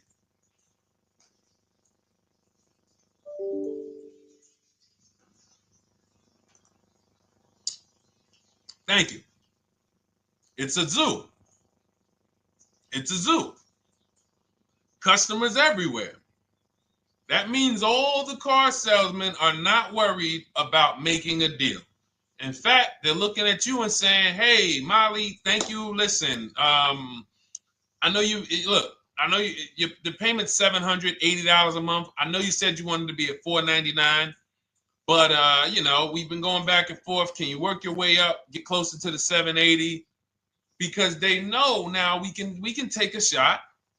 Because we have some other customers behind you, Molly. Did you see the people walking out? These people just walked out. They're mad. We don't have enough salesmen here. We got people waiting 40 minutes to speak with somebody. Do you think you're getting the best deal when that's the energy? Yes or no? Let's just be honest here. See, you might forget some of the lessons that we teach if you don't have our books and if you're not in our video checklist and coaching. You might forget some of the lessons, but hopefully you won't forget the stories. So you walk in the dealership at the end of the month, the place is a zoo. It's people everywhere. They're ringing bells. They got the big clown, donuts around. Hey, you want a donut? Do we think there's desperation? Thank you, Sheila. Thank you, Molly. There's no desperation here. And they don't magically wait till the end of every month to hit their numbers. Some dealers hit their numbers at the 25th of the month. Numbers are hit. We still got people coming in end of the month. So What we want to do to answer the question is we want to be positioned. What I like you to do, for those of you who are in an emergency situation, you need a car in a week, in 2 weeks, that's fine. Everything we teach can guide you. We've had people who got their cars in 3 days. Like that's not something that is let's see. This is my second go around, much easier, more relaxing experience. Calculator definitely helps. Turned in my CRV, got a 2022 Marcus, some dealers wouldn't do. Somebody, I wanted to read you somebody who got their car in like 3 days, 5 days. That's normal. Again, like I said, we're not taking you to car college here. Like you know, our step-by-step programs can get you to your cars in less than a week, 90 minutes. But you don't want all your car shopping to be emergencies, because here's where you want to be. You want to be able to say no for up to 3 months. Reason is, there's a group of people that walk into the dealerships. They're there right now. They're desperate. They're giving off desperate energy. They can't say no. They back themselves into a corner for whatever reason. If their leases are up, maybe they don't know you can get an extension. If your lease is up this month, you can call. You can get yourself an extension for 1 month. Some leases will be extended up to 3 months, up to 6 months. Those of you who have cars and you're like, Deshone, I'm shopping for a new car, but I don't need it. I just, my car still got some life to it, but, I want to look for something new. This is a position of power to be in. This is where you want to be. You want to be able to say to yourself, all right, let me look at the offers this month in May. All right, I'm going to follow up next month because the offers change. The used car market changes. The lease prices change. The dealer desperation, it changes. I'm not letting tariffs push me into doing something and making a bad deal. I'm not doing it. I'm not worried about tariffs coming, because there's going to be deals no matter what. If the prices of the new cars go up, what happens to the prices of our used cars that we're going to be selling? See, that's how we really won during COVID. Some people who've been with me since 2021, that's how we were winning. My man John Shaw, he was one of the first people. David Isaacs came in, got his BMW. Yes, the lease prices were slightly higher back then. We were still getting under 1.5. We were still getting 1.4. John got a 1.2 on a Jeep Wrangler, but we were selling our old cars for 8, 10, 12 grand more than they would be worth today. So even if the new car market goes up, we know how to maximize the prices of the cars we're getting rid of, and we're going to offset it. So we want to position ourselves to be able to say no. That is the strength. That's the leverage where we can say, you know what? All right, I'm going to follow up next month. Now we're telling the dealers right up front, hey, call me. I'm good between now and June 18th. I'm good between now and July 20th. So now what those dealers say is, okay, this is a serious customer. By the way, we have all this in templates. In my book, you fill out the template, you fill in, here's the day you can buy a car. This is your deadline. When we blast it out, these are things you can call dealers and you can tell them, hey, I'm good between now and anytime before the summer. Call me if you get a black one with the red seats and this package in it. If you want to call around, you want to do it that way, you could do that. But what you're letting them know is, call me when you want to make a deal. I can make a deal today. Let me see the numbers today. Great. All right. If sometimes you'll see that a car is a little bit out of the range we want it to be in, you might say, man, I'm looking for it to be around, 505. This thing's coming in about 550. Okay, maybe I'll check next month, see if the program gets better. You might say, all right, dealers are saying to some of you shopping for cars that maybe every dealer is not going to have it. When you reach out to the dealers, only 5, 6 dealers have it. But they say, hey, I got something coming in May. I got something coming end of May, June. Is that good for you? See, they're desperate customers. They can't say yes to that because they back themselves into a corner. But you guys now operating with a 90-day shopping cycle. If a deal comes today, I'm jumping on it. But if you got something coming next month, I'm jumping on that. Call me when you're desperate. Call me when y'all have that meeting. Hey guys, we're way behind. Listen, we need a deal. I'll take any deal right now. Hey, is that person that Sheila McCauley, you know, that last month, her number, we couldn't make that deal last month. Did she get a call yet? Hey Sheila, did you get a call yet? No, I'm still waiting. Okay, great. We can get to your number now. Perfect. Thank you. Positioned. So we want you to be positioned when you use what we teach, whether it's the Cars from Home digital book, whether it's the Shop with Deshone. For those of you who are like, Deshone, let's do this together. I want the checklist videos. I want coaching. I want to be able to pop into the Facebook group, ask around. We can't give you that for $24. No author can give you the support. I got tons of books. Dare to Be a Man, In His Steps, Tony Robbins' book. None of these authors can give me support for the price I paid for their book. That just can't happen.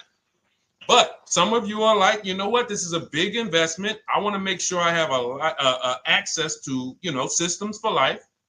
That's the Shop with Deshone done for you video checklist. And then you got coaching direct with me in our Zoom calls every second and first and third Wednesday. Twice a month we do. And then we got our private Facebook group with 1,600 people. And then some of them are sharp as me. I'm telling you, let's look at, you know, y'all know I brag about Rosalie. If you like Rosalie, if girl got 4 cars in within a year, you know. Her first car was the Infinity. She got her Infinity truck. And I was sharing her a lot last year when she got her Infinity QX60, but she recently shared that she got 3 vehicles. And hold on, where is she at? I just had her up. So this is the people that's in the group. Like, look, 3 vehicles. Big shout out to Deshone the Auto Advisor for making these incredible deals happen. 3 new leases for my sons with only first month's payment down. She got a Nissan Rogue, almost $37,000 vehicle, $399 a month, no money down. Mazda CX-30 Sport, $28,000 vehicle, $28,300, $339 a month. That's a 1.2% lease. And she got a Mazda CX-50 Premium Plus, $40,400 vehicle, $420 a month. 2 1% leases and a 1.2% lease. And the cherry on top, she says, I sold 2 leases. Some of you don't even know you could sell a lease. She said, I sold 2 leases. She had equity. Now, not every lease has equity. But if 8 out of 10 leases don't have equity, then 2 out of 10 do. So if you've just been dropping your leases off at the dealership, hey, here's my old lease. Let me get the new one. Hey, here's my old lease. And you have not assessed the equity. Could there be equity in it? Imagine how much money you've left on the table. Imagine how much, wow, I didn't even know you could sell leases. She sold 2 leases, 2 2021 Elantras, walked away with $6,737 in equity. Deshone, I could not have done this without you. Your program is a game changer. So this is what we want. We want empowered car shoppers. We want people who are not intimidated. I don't care what this market does, whether I need a new car, used car, whether I got bad credit, whether I'm a high mileage driver, it does not matter. We have strategies to make sure you are going to win in this market or any market. Does not matter. Okay? So, for those of you who don't know, the whole show was sponsored by my new digital book. It's called Cars from Home, 7 Steps to Saving Time, Money, and Avoiding Dealerships. It's 5-star rated. Thank you to everyone who's rated it, reviewed it. It has everything we teach in a step-by-step format. It's normally $97, but as part of our welcome offer, you can get yours for $24 in my TikTok bio, in my Instagram bio. Click that website. It's the carsfromhometoolkit.com. Or we have a link for you guys in the YouTube comments, in the Facebook comments, and you just click the $24 welcome offer, good for 30 minutes. And for those of you who have different learning styles, or if you just want some free advice, we have some links in there for you as well. Whether you are a do-it-yourself type, whether you are do-it-with-me type Deshone, or whether Deshone, I think I qualify for that done-for-you shopping, where I can relax at home and you guys go do that work. Or like I said, you want the free advice, just start with our cheat sheets and you can go from there. Whatever is right for you, you get it done. We just want to move you from anxiety, from, oh, I don't know what to say, from watching people online who call dealers and negotiate. Hey, take off $5,000 so I can have a viral video.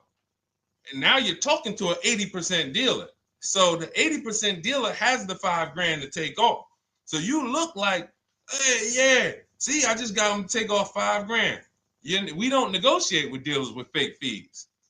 Like there's a saying, we don't negotiate with terrorists. Cars from home, we don't negotiate with dealers with fake fees. None of that stuff matters. Because what you want us to think is, look, see, I took off all of this money. Don't you want to buy the car now? But you took off the fake money. Had we been talking to a 20% dealer, what money are they taking off? The real money. The real money. So if we have two dealers, well, let's say 8, because y'all know I use the 80%. So the 80% are over here. The 20% are this small group over here that we got to find. Now, the 80% are starting so high that when they take off all the money, it's fake money. We marked up our cars. We got platinum kits on them. We got the Hertz service plans on them, and the Simonized kit and the low, all of that stuff. Okay, so yeah, we done took off 5,000 for you, but 4,000 of it was fake. Meanwhile, this 20%, they don't have the fake. So when they take off 4,000, it's real 4,000. And we over here talking to these people. Hey, take off all that fake money. See, guys, you can do this too. So listen, we bidding is the way to go. You cannot negotiate your way to a below market deal, but you can get bids and it will make your life easier. You'll start to enjoy your car shopping. You'll start to feel like you're empowered. You're the prize. Someone won your business. They won your loan. They won the opportunity to buy your car. You are the prize. So that's what it's about. So we are here Monday through Thursday, 12 noon. Make sure you meet us live or tell your friends and family who are shopping, hey, hop on this show. We're live on TikTok, Instagram, Facebook, and YouTube. But we will broadcast the show for the rest of the day. So those who want to catch up on some things that you may have missed, or if you just jumped on and you're like, whoa, man, I missed a lot. We'll rebroadcast this show for the rest of the day. But tomorrow we'll be back, which will be Tuesday, May 6th, 12 noon. Meet us here live. Thank you so much. Welcome to the new followers. Thank you to everyone who gave me gifts. Thank you to everyone who bought a book. Thank you for those of you who are in Shop with Deshone. I look forward to your success stories. Always a pleasure.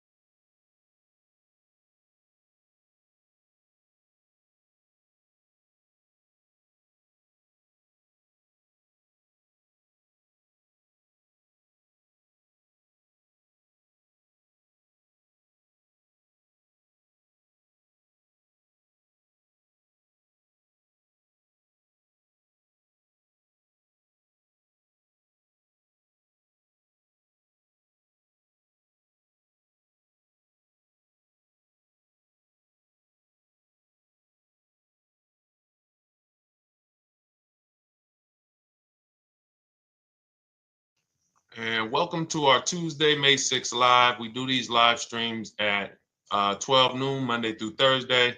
I am your host, Deshone the Auto Advisor. And for those of you who've never met me, I have devoted the last 4 years to teaching people how to get the best deals on cars and to learn all the mistakes that the industry, the car industry, would love for you to continue making, because they make a lot of money when you make mistakes.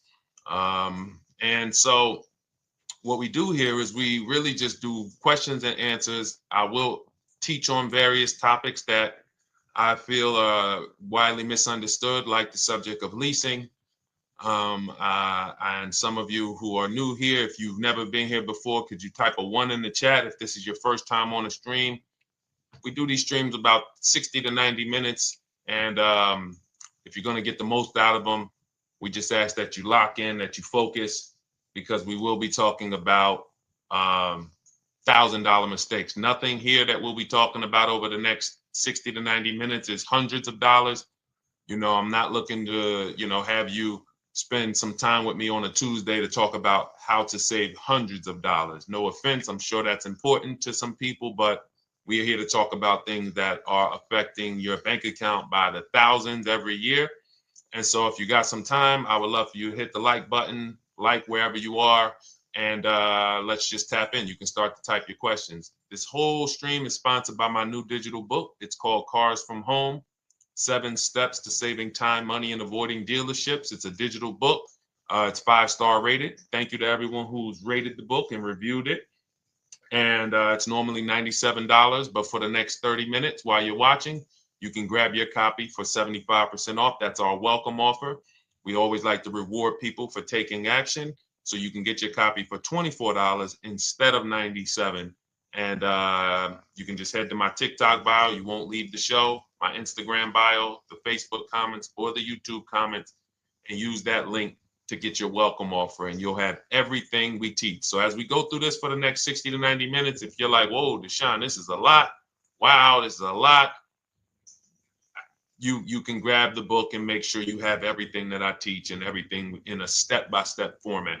Okay? So I have my man Dolan moderating. Good afternoon. Thank you, Johnny Miller. Good to see you, Lil G. Again, guys, we are live. This is our Tuesday, May 6th live. We're live every Monday through Thursday at 12 noon. But we do rebroadcast these throughout the day. For those who cannot make them, you can watch the rebroadcast, or if you got to go back to work, we'll be rebroadcasting it for the rest of the day until our show tomorrow. All right, so let's start with the questions. You can feel free to get into it. Okay, do you have to get the extended warranty? This is a great question. This is car specific. A Honda, Acura, Toyota, in most cases, have always had low cost of maintenance and their parts are inexpensive. When you're buying an extended warranty or you're considering it, it is a risk product. It's an insurance plan. So that means you can pay for something and not use it, just like car insurance. You don't necessarily use your insurance until you have an accident. Same thing with an extended warranty. It's an insurance policy.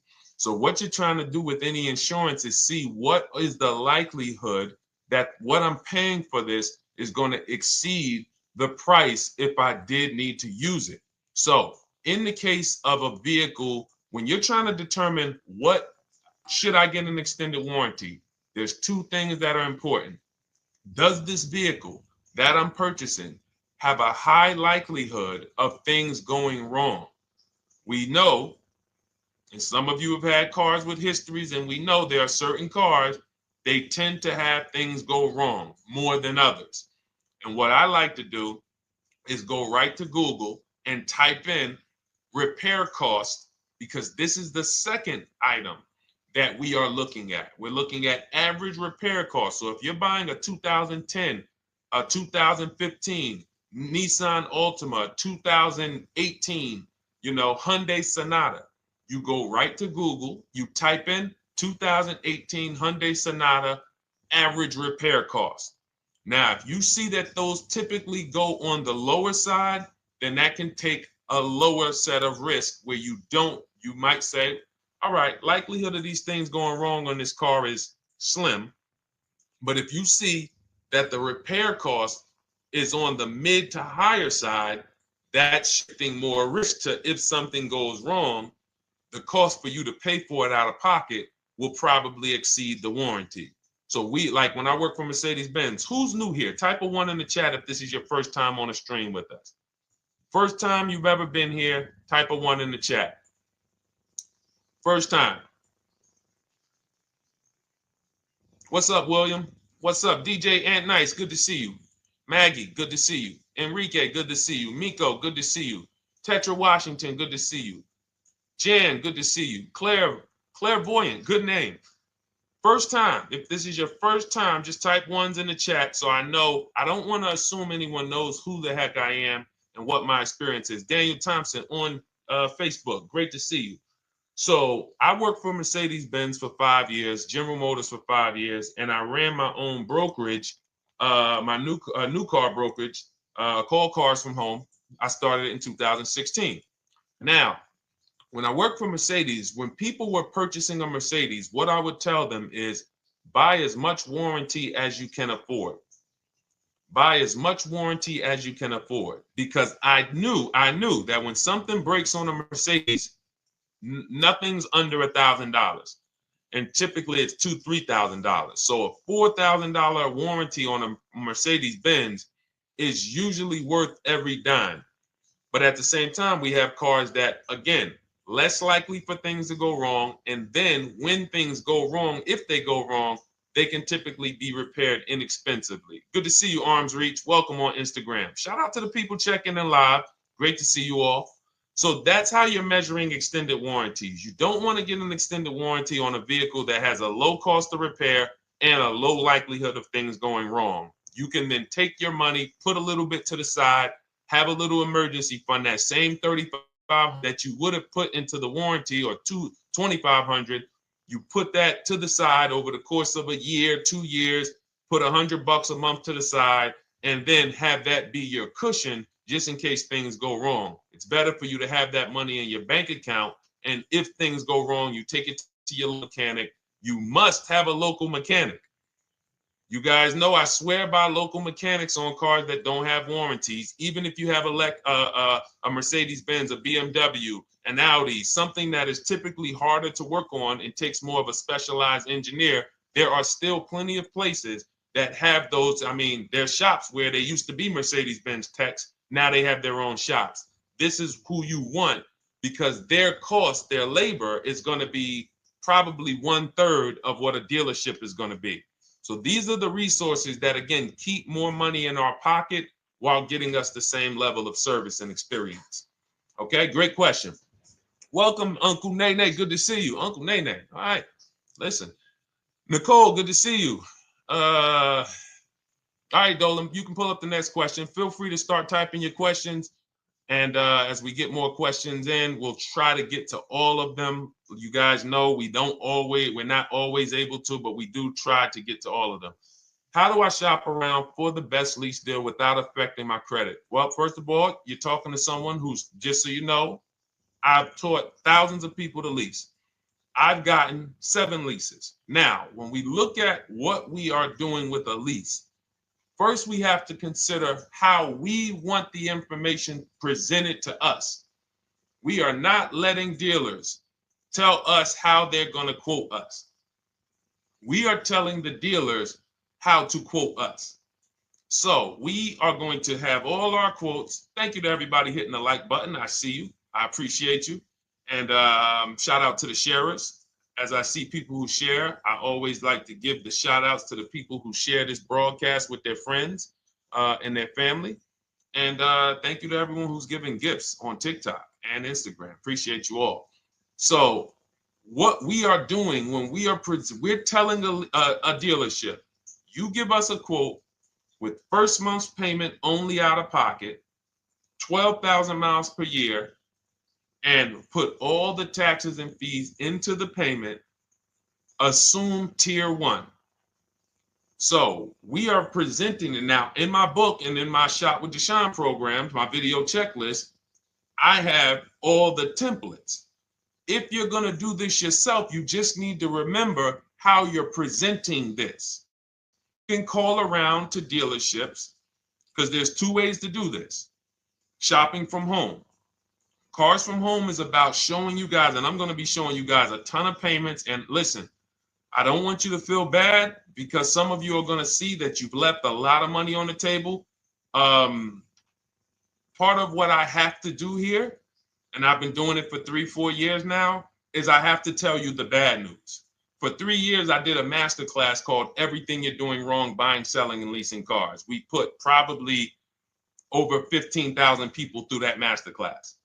But those were people who were willing to hear the bad news They knew, Deshone, I didn't. I got to hear the bad news to get to the good news. So as I show the difference in the prices that we get and the people who listen to me get, more than, forget about me, the people who are like you, the people who are on a live, saw a video, and then took action and learned what we, and use our processes, the results they get compared to what you're getting.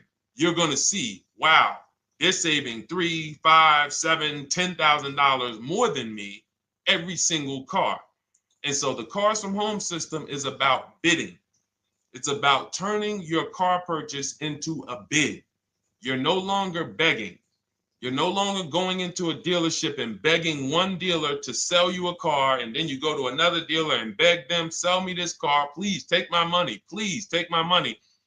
Meanwhile, you're not seeing the entire market and the people who would compete to get your business and gladly give you the service that you deserve by giving them a $30 to $50 to $100,000 transaction, which is what your car purchase is. So now so the big thing to understand right off the top is, now I need to learn this bidding. I need to learn to get multiple offers. So you can do this by phone. You want to do this by phone, you can call around, but you must give them that information in order for you to compare the deals the right way. Lynette, good to see you. Christina, good to see you. Melvin, good to see you checking in. Rudolph, I see you. Once you actually give them that information, 12,000 miles per year, first month's payment only, due at signing, taxes and fees in the payment, assume tier one. I want the tier one offer. Even if you think I not qualify. Now, if you got a credit score above 670, all your FICO scores, most of you will qualify for most tier one leases. So you want to see, what does this look like as I get my offers? Once you get your offers in this format, you can use the 1% rule as the gauge. The 1% rule is been around for more than 20 years. Everyone who leases and who's savvy, we understood if your lease payment is 1% of the MSRP or less, you stole the car. That includes taxes, that includes fees. You're still in the car.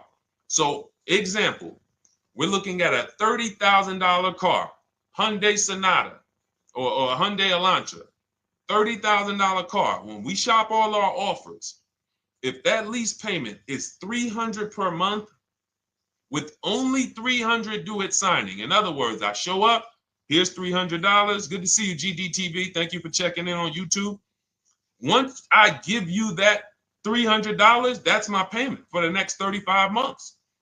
So that's a very, very low percentage of the car you're paying. It's a 1% rule. Now, in order to get a 1% lease, you need a great lease program, which means the bank has to be supporting the car, rebates, incentives, and then you need the biggest discount, the dealer who's going to give you the biggest discount.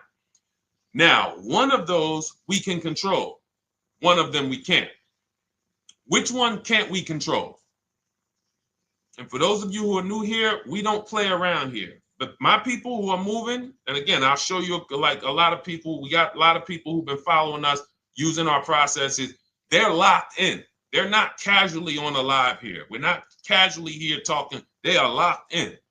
Like, boom, okay, I hear you. They're answering, they're typing, they're not, vacuuming in the kitchen and trying to hear. You can't do. We're talking about your second most expensive purchase of your life. It's going to be, you got to lock in. You got to challenge yourself to block out the distractions while we're on this stream, because this is your money.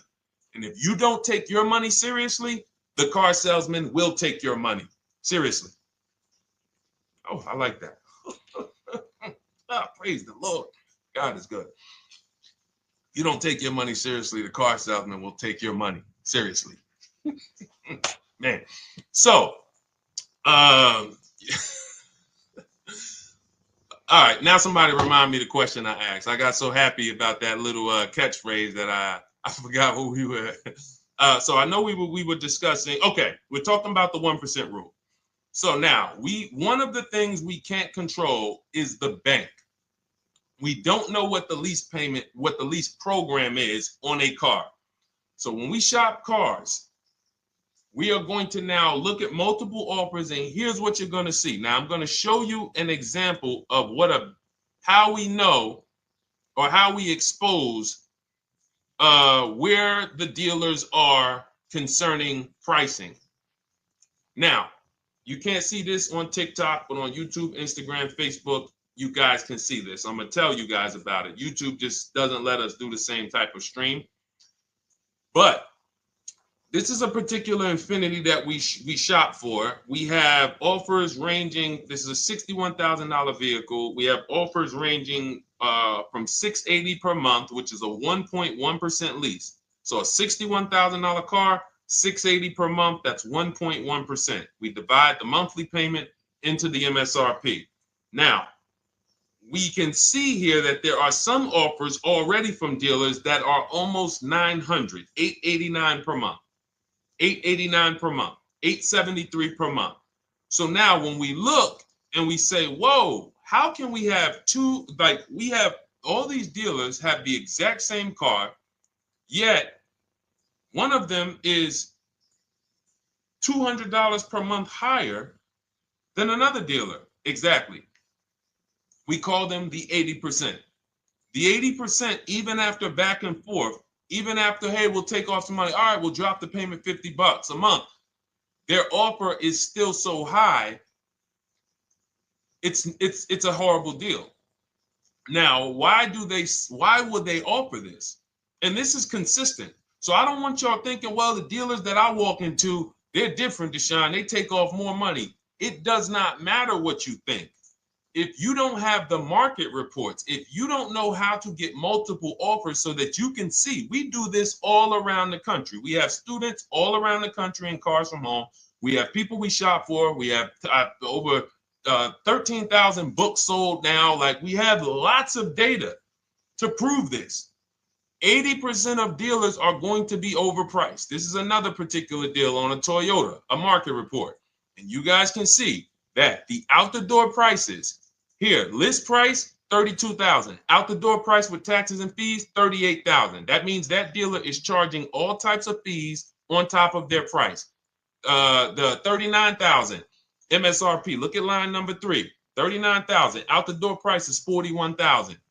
We can see $39,000 out the door includes taxes, includes all the fees. So we can see that these out the door prices in the left, in the right column, are way higher than the MSRP. $35,798. Out the door price is $39,700. But look at the green. Look at the green. This is what we call, we found the dealer at this time who wanted to win the bid. They wanted to win the bid. They needed the car sold. This is a rotation. We don't say to them, wow, they won the bid one time, so they must win the bid all the time. No dealer can win the bid all the time, or they'll be out of business.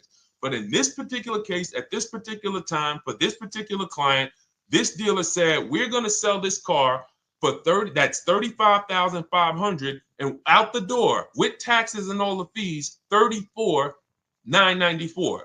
That is a over $4,000 discount off this vehicle. When all the other dealers are, not only are they not giving you a discount, they're charging over list. And they might come and say, all right, we'll take off $500. We'll take off $1,000. We'll take off $1,500. They might start so high with you guys that you think, wow, they started up here and I talked them down. They took off $3,000 from me, but they already were $3,000 in fake fees, protection plans, and all of this padding, dealer adjustments, which is fake fees. So whenever they say, because the dealer gets a minimum of a 6% profit margin, from list to invoice, we have profit. From invoice to holdback to triple net, we have money. That's all the profit margin. On top of that, when we add a dealer adjustment, what we're saying is we're going to sell this car to someone who does not have the skills to find our competition. And they're going to come in, and if we got to take off $2,000 to make them think they won, this is what we're going to do. But what we do here, what people like Brian is going to do, look, just finalize my first ever lease using your system, 2025 Honda HRV, $30,000 vehicle, $395 a month payment. no money down. His initial quote was $434. He ended up using our calculator, which we have in our book and in our program. If we put all our offers into that calculator, it tells us what to counter. He gets that offer for $395. That's his deal. We look at somebody like Wendell. Look, thank you. It's the least I can say for your book, Cars from Home. We're still in the middle of the process. Just sold our car today, like 10 minutes ago, for 30% above value. Why? Because he got bids. Look, using the insights from your book. I've read the book multiple times and told many people about it because it's that good. It's so intuitive and insightful. We'll be moving to the next step soon, and I'll write again. So now you heard him say we're moving to the next step soon. Step 2 in my book is the equity assessment. That's when we get bids for the car we have. We get bids. You're going to go to, listen, you should never be trading your cars in. Let me ask you all a question. Do we get the most money for an, you name me one thing that we get the most money for that thing trading it. Name me one thing. If I had this iPhone, do I get more money trading that iPhone in for another phone, or do I get more money listing it online and selling it to whoever will pay the most? Trading or selling? Let's go. Who's locked in? Tax advantages are very small. I understand you, Ronald, but the tax advantages, we have people that are selling their cars to cash buyers for $3 to $5 grand more than what they can get on trade. A tax value, a tax advantage for the difference is not, it's minimal. Exactly. Thank you, King Carter. You listed. So the money is in the bids and the competition. So going back to this person who asked the question, how do I get the best deal on a lease? It's going to be through multiple offers. That's my 2 favorite words. I would wear them on a shirt if I didn't wear unlearn, relearn. Because more than multiple offers, I need you to unlearn. Because the people who come with bad information from years, Deshone, this is not how my uncle taught me to buy cars. Deshone, this is not how I ever heard about getting cars. I was always taught just go in and just don't tell them about your trade and then ask to see the invoice and all of this stuff. That's what I was taught. Yeah, but you're not going to get the prices we're getting until you unlearn all of that bad information. Bidding is how we buy everything. When we go into the supermarket to get spaghetti sauce, all of those companies are bidding. They're bidding. Hey, listen, we'll sell you this for $3.99. Hey, we'll sell you this for $5.29. But we got a better product. We got quality. Look at us. Look, it's all bids. Everyone who wants to sell us something is competing, except car dealers. Y'all notice that? So the mindset that y'all got to have if y'all want to really win and save all of this money and get these huge discounts is I'm going to start purchasing and leasing cars like I buy other things. It's going to be a competition. And I promise you, your whole life is going to change. Your entire car buying experience will change forever. You will be sitting here just like my man Ken, graduated, $585 a month payment, no money down on his Nissan Murano Platinum, $50,000 vehicle. He's paying $585, no money down. $50,000 vehicle. How much would a $50,000 vehicle cost us on a loan if he purchased it? How much would a $50,000? Some of you know every $5,000 is how much per month. Let me see who's locked in. Who's locked in?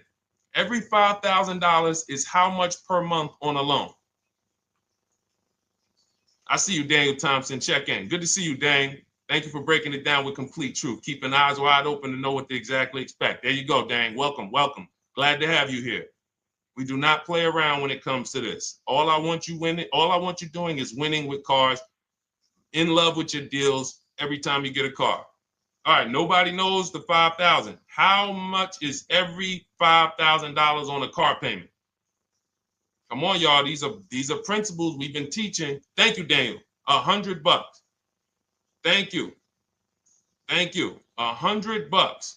So we always want to default to a 5-year loan. I'm going to tell you why. when you default to a 5-year loan, you're in a safe position. Now, defaulting to a 5-year loan means when I look at a $20,000 car, I'm thinking $400 per month. 5-year loan, every $5,000 is $100 per month. If worst case scenario, I'm trying to get a little bit more car, then I'll go to a 6-year loan, but that's the max. I'm not going past a 6-year loan on a car. That's like going to a 40-year mortgage on a house. They're available. It's not a good idea. So when we look at these, you say to yourself, wow, a $50,000 car, that should cost him, if he did no, remember, this is a no money down deal. We're just looking at how much money we're putting in these cars. That car would cost him about $1,000 a month if he purchased it, 5-year loan, no money down. Which is why when people purchase their cars, what do they typically do? Come up with a ton of money, 10 grand, 15 grand, 20 grand, because they're going to pay into that car to try to lower that payment, because that payment. But some of us who don't have the down payment, we're financing most or all of the car. But here's the thing. I don't want you to feel bad if you're one of those people who's like, Deshone, I really don't be having those down payments of 10 grand, 15 grand, but I want to drive something quality.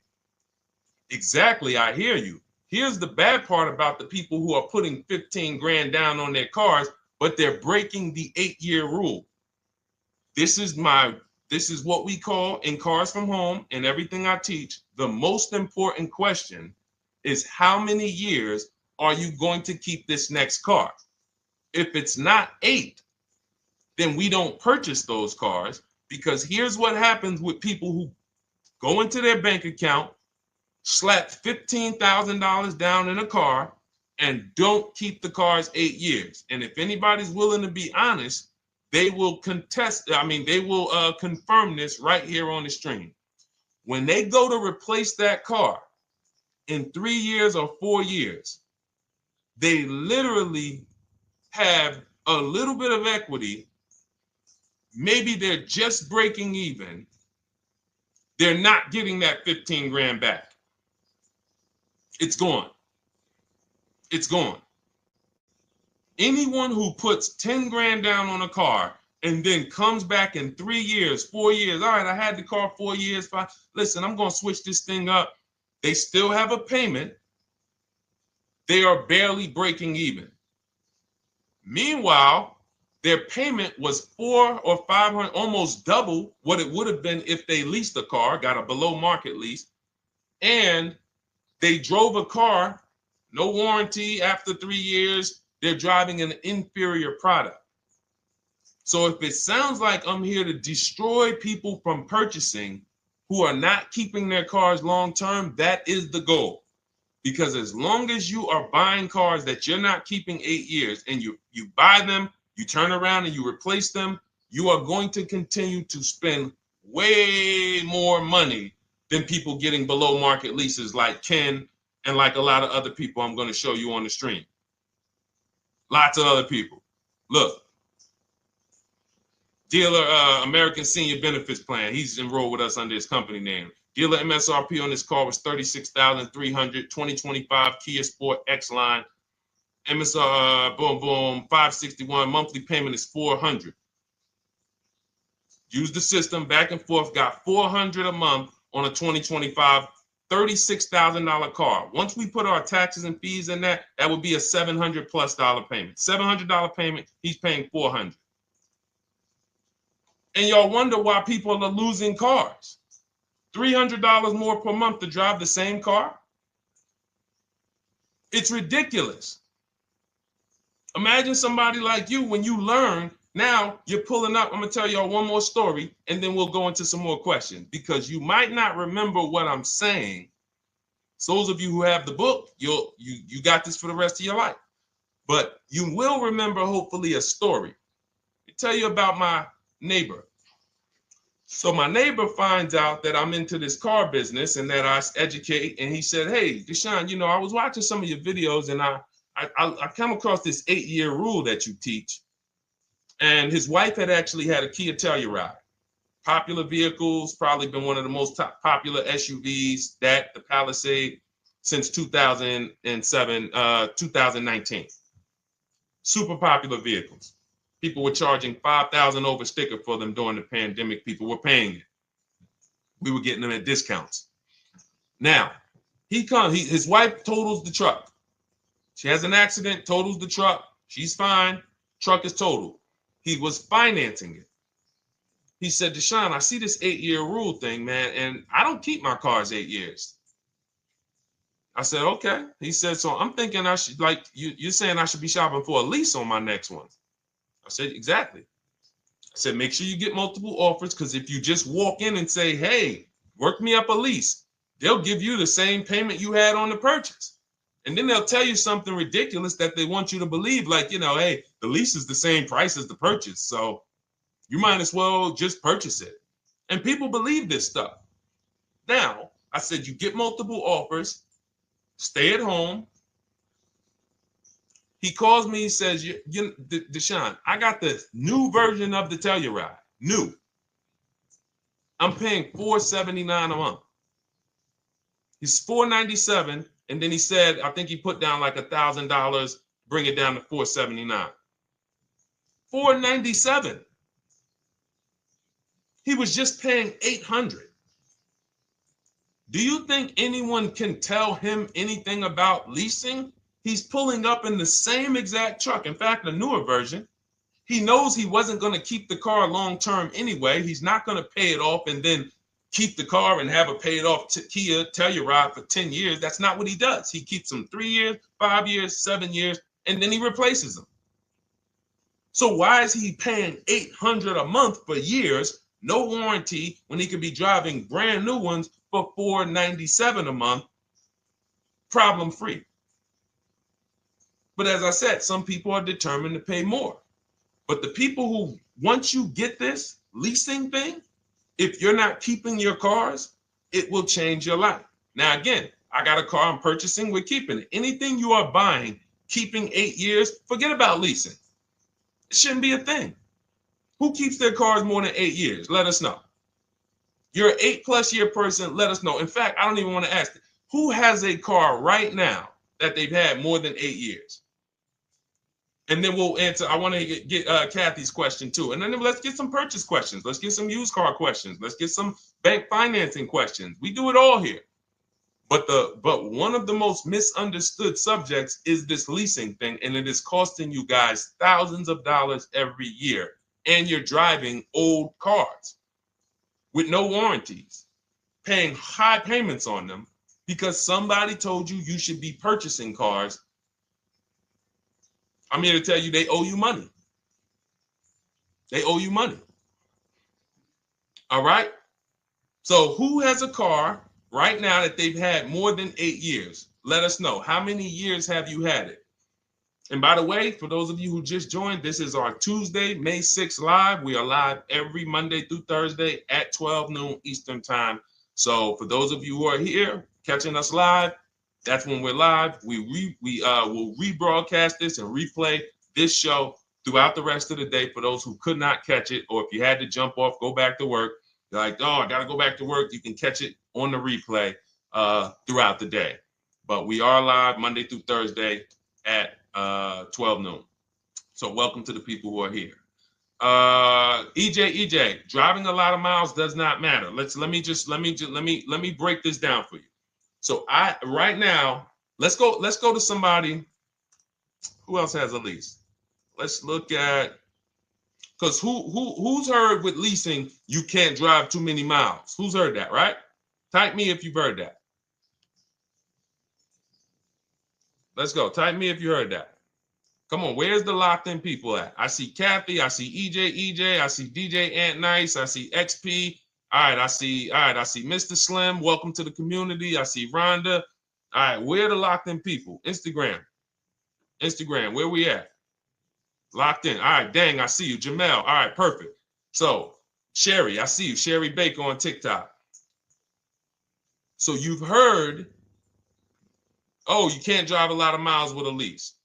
Let's be clear here. You choose the mileage on your lease. It's not selected for you. In fact, the only time it is selected for you is if you don't realize you choose it. That's the only time they're going to choose your mileage for you. If you go in and you do something like, hey, work me up a lease deal, they're probably going to work you up a 10,000 mile a year lease deal.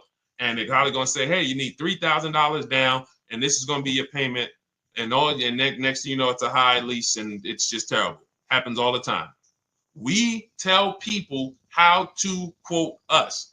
First payment due at signing, taxes and fees in the payment. So now let's look at a lease, and let me show you what it would look like. So this is Val Boss Lady. She's in our Shop with Deshone program. Everything that you guys know that we're talking about here, if you're like, hey, I really, really want to go deeper, I want the step-by-step, the blueprint, that's my digital book, Cars from Home, 7 Steps to Saving Time, Money, and Avoiding Dealerships. Normally $97. You get a welcome offer. It's 30 minutes because I want to see you win, and you get 75% off for 30 minutes. If you go to my TikTok bio, Instagram bio, YouTube comments, Facebook comments, click those links, and then click that one that says $24 welcome offer. 30 minutes only. Reward for taking action. You have everything we teach. Below market leases, below market purchases, used cars, bank bidding war, making banks and credit unions bid, all of that, $24. You can, somebody emailed me yesterday, said, I'm $15,000 up with what I've learned from you already. And so if you can get it for $24, you can save tons of money for the rest of your life on a $24 investment. In this case, Val's she's more of a wants to do it with me type. Videos, checklist, she doesn't want to read. That's our Shop with Deshone, do it with me program. I coach people. And so she gets a deal on this particular car. Same information, by the way. Not better information here than the book. It's just different learning styles. So she gets a $51,000 electric vehicle, 2025, beautiful vehicle. She's paying 1.16. So her payment on this car, on this $51,000 car. Let's continue to make sure we understand the price of these cars. $51,000 car, her payment is $591. No money down. Now, some of you might say, wow, if I got $591, I'd probably put like $3,000 down, bring it down to $499. You could do that.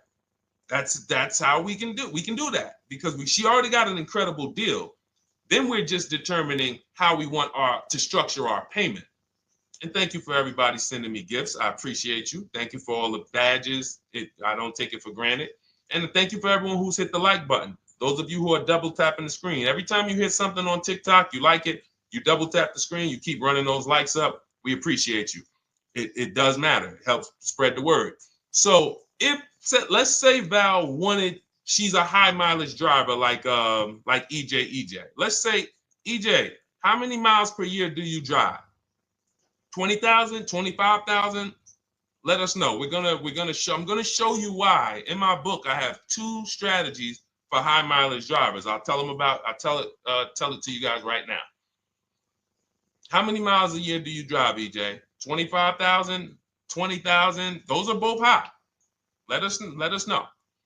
Or if anybody, else, because, anybody else who's a high mileage driver, let us know. How many miles? 26. All right. Thank you, EJ. So let's just round that to 25 for now. Let's just round that to 25. So let's say instead of her $591 payment for a $51,000 car, now you could shop for a $30,000 car and you can have a 1% payment. If it was, a similar deal, you'd be paying $300 a month. In her case, she has a $51,000 car. She probably wanted a nice SUV that looks beautiful, that some other people are paying $1,000 a month for. She's paying $591. But if she wanted to bump it up to 15,000 miles a year, she'd be paying another $30 more per month. She'd be paying $620. Now, if she wanted to bump it up to 20,000 miles per year, she'd be paying probably another $80, $90 per month. So she'd probably be paying $700 to drive 20,000 miles per year. Now, let me tell you guys, because some of you guys who are like, yo, man, those payments are high. We're talking about $50,000 cars here. So if you were shopping for a $30,000 car or $35,000 car, naturally, if we took the same exact numbers, let's take a $35,000 car, 1.16 lease. That's a 406 payment, probably $399. So now, in order to go, and let's say you're a high mileage driver, just like EJ, you want to add another 15,000 miles to your lease. You're probably going from 400 to 550 or 575. But you have all the mileage you need. And here's the beautiful thing about that. If I'm paying $175 more per month, but I get all the mileage I want, and when I drop this thing off, I get a new one, I don't have to worry about negative equity, and I put no money down. That is way better than what most people are doing out here, what everyone's doing. Because I'm gonna tell you what most high mileage drivers do who don't put money down. They will go in, buy a car, take a super long loan, 6 years, 7 years, just so they could afford the payment. Now, here's what happens. They drive the car, they put 25,000 miles a year on it. They come back in 3 years or 4 years, and they say, wow, I got 100,000 miles on this thing already. Let me go and swap out the car. What situation are they in at that point, guys? You put 100, you got a 6-year loan, average loan. You drove 25,000 miles per year. You put 100,000 miles on the car in 4 years. You come back, you still have 2 years of payments left. 15 grand negative equity. I used to see it all the time. Thank you, I am rich. Locked in on Instagram. I see you. Locked in. See it all the time. Every car salesman who has dealt with a normal 25,000 mile high mileage driver that does not keep their cars sees it all the time. They come in, yo, man, what you do for a living? Man, yeah, I do DoorDash, I do Uber. Oh man, I work in sales. You know, I'm on the road a lot. You know, I'm here. You know, all right, I want to replace this thing. I got like 110,000 on it. Okay, you still got a loan on it? Yeah. All right, we already know you got negative equity. Then we appraise the car. All right, the car's worth like 7,000. How much you owe? Man, you owe 19,000. All right, well, what can I do? Can you get me into something? Roll that loss all the way over. On top of that, you finance the car, so your payment is high. You finance the whole car, so you're paying a high payment compared to if you had leased, just literally shop for your leases, added your miles to the lease that you needed. You're paying $175 more per month. You got a brand new car. And I'm going to tell you, I did not make this up. I learned this from someone. A lot of what I'm teaching you, I learned from my clients when I was in the dealership. This guy, I worked at Hyundai for six weeks. Man, this dealership, the owners got indicted. I got out of there. Way before the owner got indicted. It just had straight up highway vibes, like the worst you could ever imagine. As I was in there for 6 weeks, I was a manager. I enjoyed being a manager. We did a lot of deals in my department in 6 weeks. But I said, I am out of this place. Anyway. But I learned something very valuable there. We had a client a customer was returning his lease on his Hyundai Sonata. Guy comes and I'm grounding the lease. I'm doing the paperwork for him. He has 72,000 miles on the car. 72,000 miles. I said, how the heck? I said, you lease this? He said, yeah, I always lease. That's all I do. He said, I used to buy my cars every single time I came. I had to put large down payments, 10 grand, and then I'm still having negative equity when I come to trade it in. I'm having high payments. It's ridiculous. I looked at his payment, and let's say the average payment for a good deal on a Sonata at that time was $300, $325, whatever it was. He was only paying like $550. He was only paying like $150, $175 more per month. He had a 25,000 mile a year lease. And that's what he did. I drive these cars. I'm on the road. Boom, boom, boom. I change my tires. I do my maintenance. 3 years. It's a fixed cost. There's no variable cost. I don't have any surprises. I'm not getting hit with a negative equity bill that I got to transfer, which means when I transfer my negative equity, I get less car on the next transaction Because if I got to bring over 15 grand of negative equity, that's probably 300 a month that I'm paying for my old car when I get my new car. So if my new car was 400 a month, but my negative equity is another 300 a month, I'm getting less car for my money because now I got to take all those losses and bring them over to my new car. This is high mileage drivers and people who don't understand leasing. That's why you're losing so much money. And when you just flip the switch and realize Deshone is not talking to me emotionally, I am not talking to you about never do this, like these other people who say this, do this. This is how you buy a car. They never talk numbers. Y'all notice that? You notice that, right? You never hear them talk numbers. It's always never do this, always do this. This is the worst way to do this. This is the most expensive way to do this. This costs you the most money. They never talk numbers though. That's why everything I do is to show you the numbers. Thousands of transactions since 2006 in the car business, helping people the last 4 years all around the country. This is the numbers that they might not understand. So if you're not keeping your car 8 years, it does not matter if you drive 20,000 miles a year, 25,000. You should be looking at a high mileage lease. Or my second strategy for high mileage drivers is this, because some of you want a nice car. This is for my people who you're like, man, Deshone, I'm on the road. I got my car that I do my work in. I kind of, slep it around. I don't really want to lease something and then put, that wear on it. I got stuff. I'm throwing bags in the back, whatever it may be. There's a strategy we created called 2 cars, 1 payment. And what will happen is your first car will be a purchase.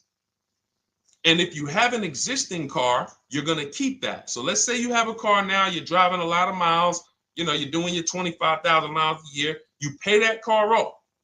You keep that car, and then you go and you lease you something nice, regular mileage. So you might get a 12,000 mile a year lease, and then you drive 12,000 in your mileage car, 12,000 on your nice car. Because some people are like, I want a car that I could, when I need to go somewhere nice, this is what I want to drive. When I'm with my family, this is what I want to drive. But when I go to work 5 days a week, I'm going to drive my mileage car, 3 or 4 of those days, and then I'll take the lease maybe 1 of those days, and I'm splitting the mileage. You still have 1 payment. It's low.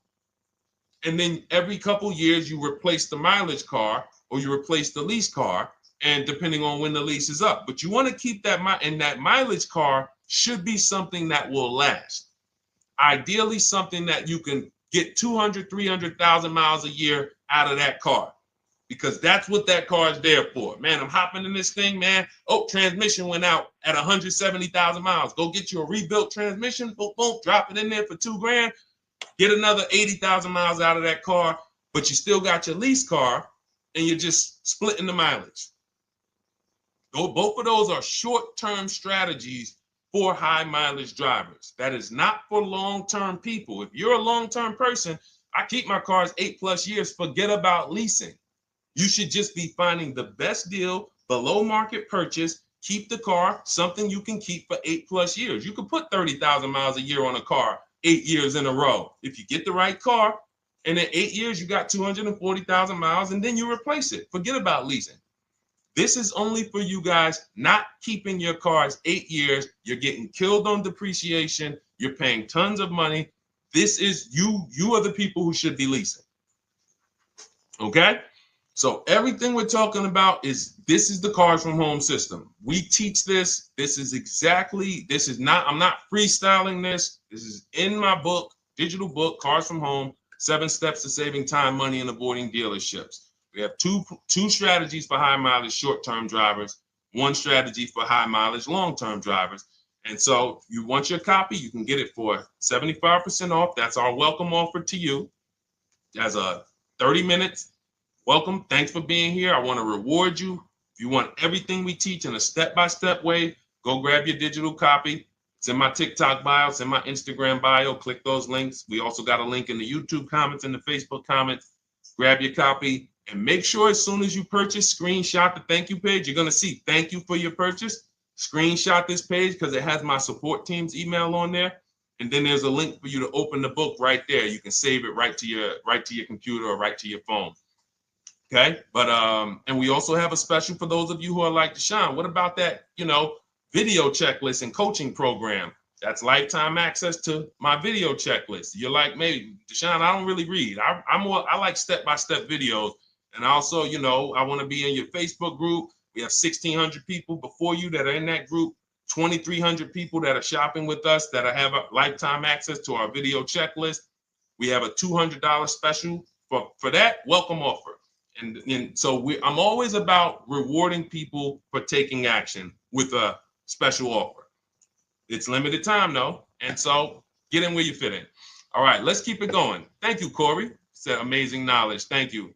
And I'm glad I saw somebody said that's a great idea with the 2 cars. Thank you. It's a great idea. All right. You've convinced me to lease my next vehicle. Awesome. Awesome. Does your service shop for lease terms on the car? Absolutely. If you qualify for done for you, that means you just want to relax. That means we only shop for new cars and leases for people, new purchases and leases. And you have to have a FICO score over 670. But yes, here is a market report that we prepared for a client. Let me put on do not disturb. Here's a market report we prepared for a client. Okay, so I showed you that that's an Infinity. We didn't even finish that. We had just started for this client. But this is, do I have one here? No. Do I have a lease market report here? Yeah, right here. So that's an example of what a Kia, this is a particular Kia lease where their best offer was a 1.27 offer. Now, here's how you know you found the bottom of the market. And again, whether you're using the book or whether you're calling around, again, you can call around to do this. The key is not going into dealerships. You cannot do this going in. Once you get your offers, you know you found the bottom when your best offer is between $150 to $200 less per month than your worst offer. And if you're purchasing, you should see a spread of between $3,000 and $5,000 minimum between your best offer and your worst offer. That's when you know you've shopped correctly. Because until you find the 80% dealers, you have not shopped correctly. If you're like Deshone, these prices still seem close. You have not found, you're talking to the 80%. You haven't found the 20% yet. Because the 20% is going to be that $3,000 to $5,000 less than the 80%. That is just the numbers. That's the way it works.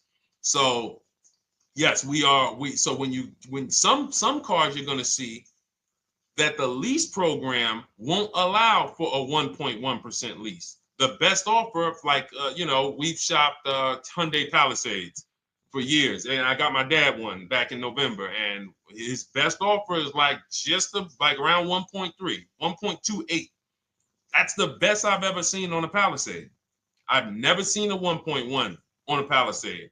I've had people in our Charles. Some of you know I posted pictures of him when he got his Palisade last year.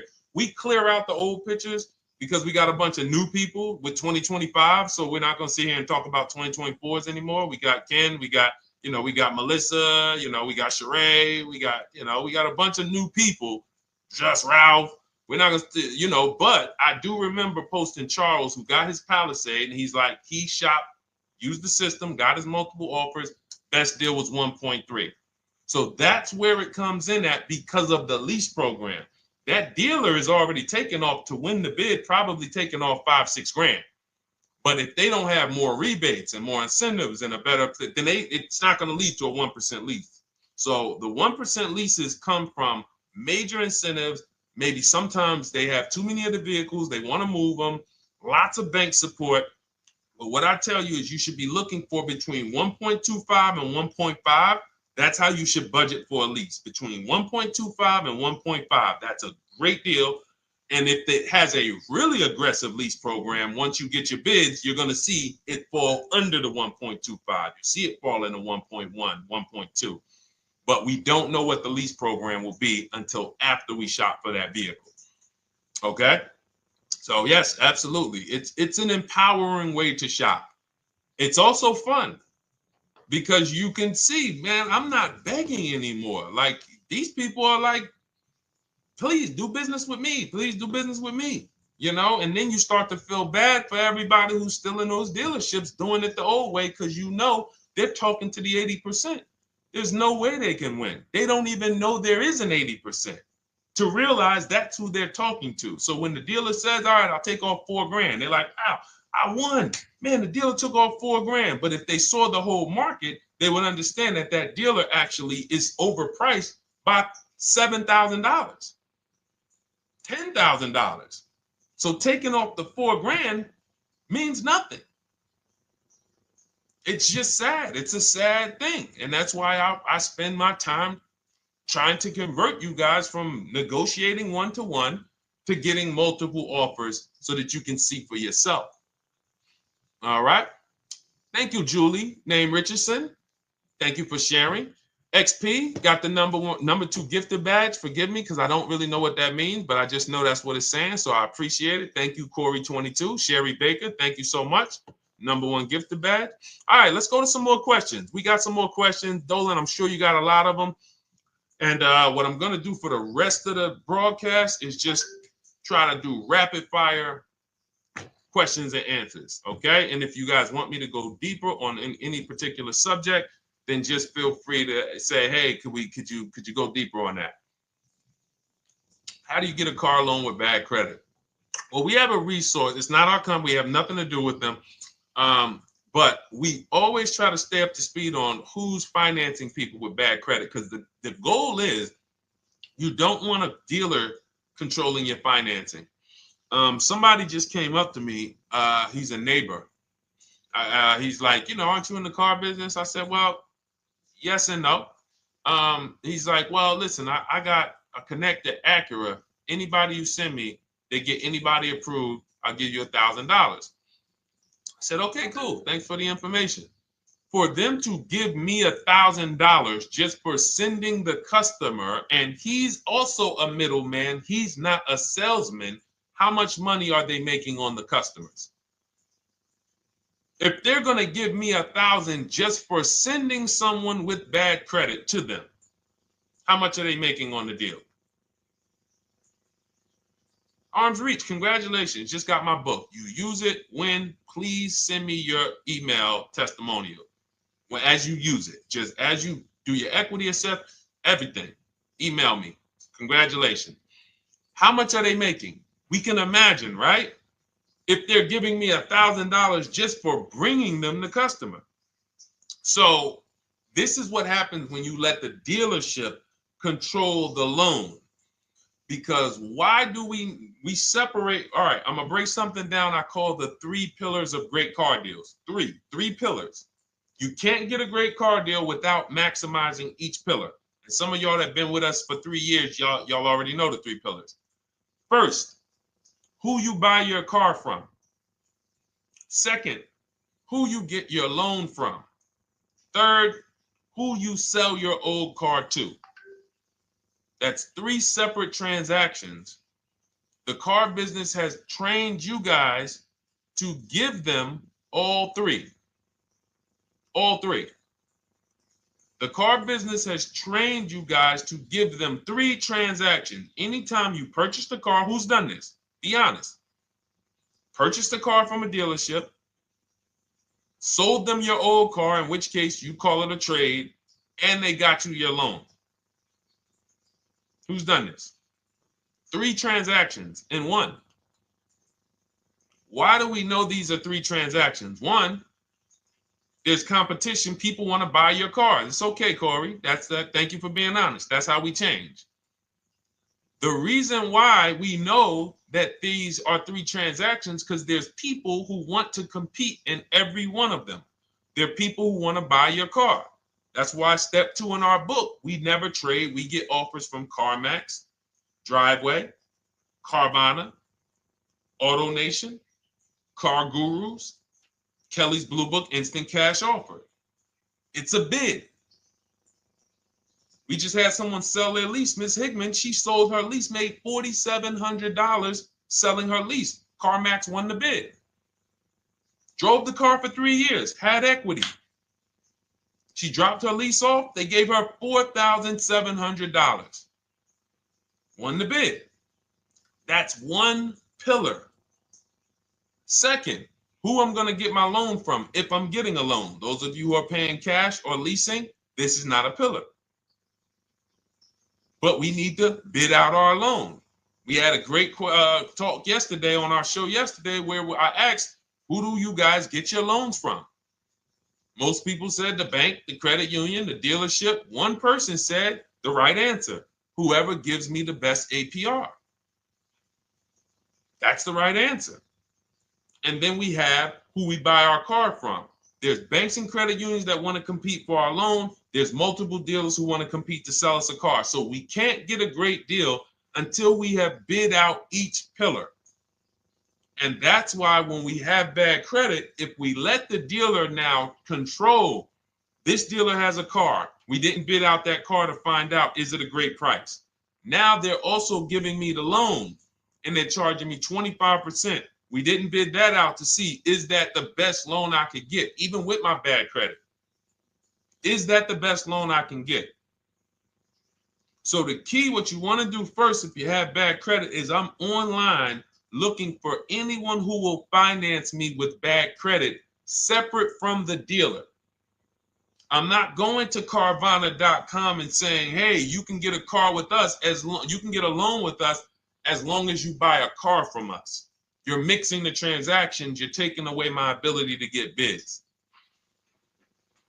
I'm finding someone you should check out. There's a resource.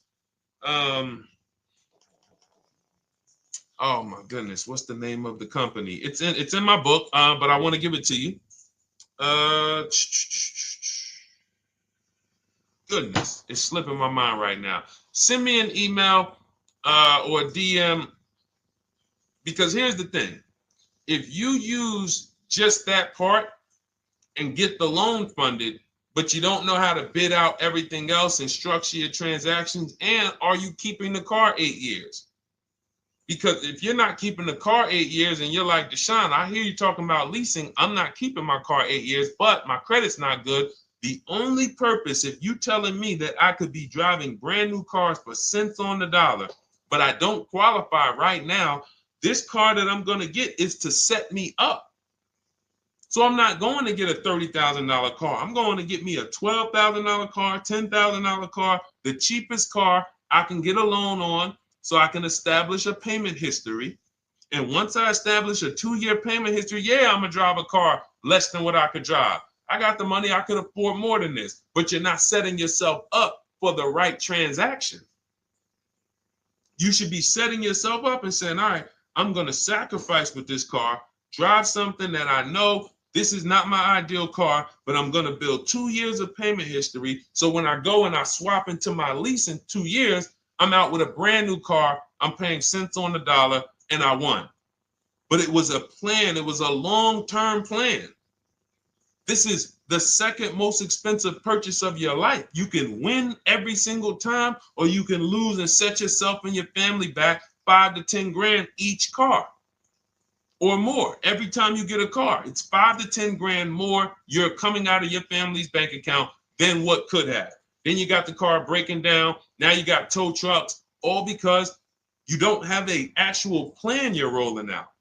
And that's what I see a lot of people do with bad credit. Oh man, I got bad credit. I'm just going to go and get me something. I could afford $600 a month. And they go and buy the most expensive car. But because 25% interest is on the loan, they're not getting the most car for their money. Now, 3 years down the road, they're going to pay the high payment, still have negative equity because the interest is so high. And then they go and swap and do it again.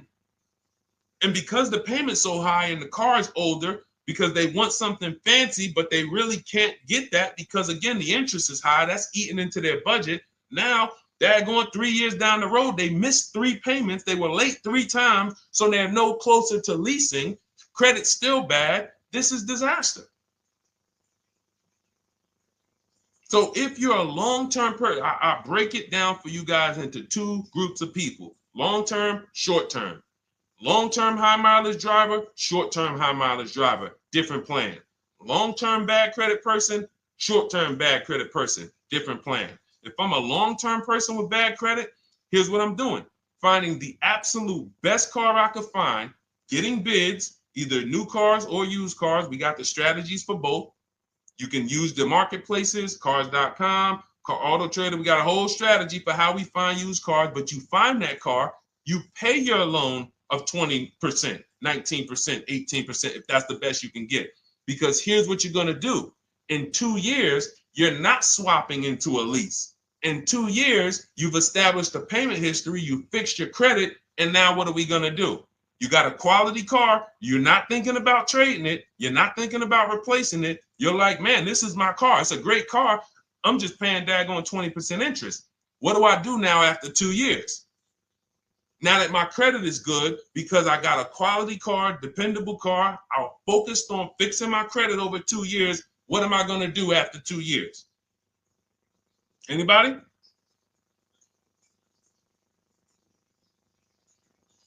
Thank you, Arms Reach. Refinancing the car. Exactly. Exactly. So that's the bad credit long-term strategy. Great car, dependable car, car's not going to break. This car is going to last me 10 years.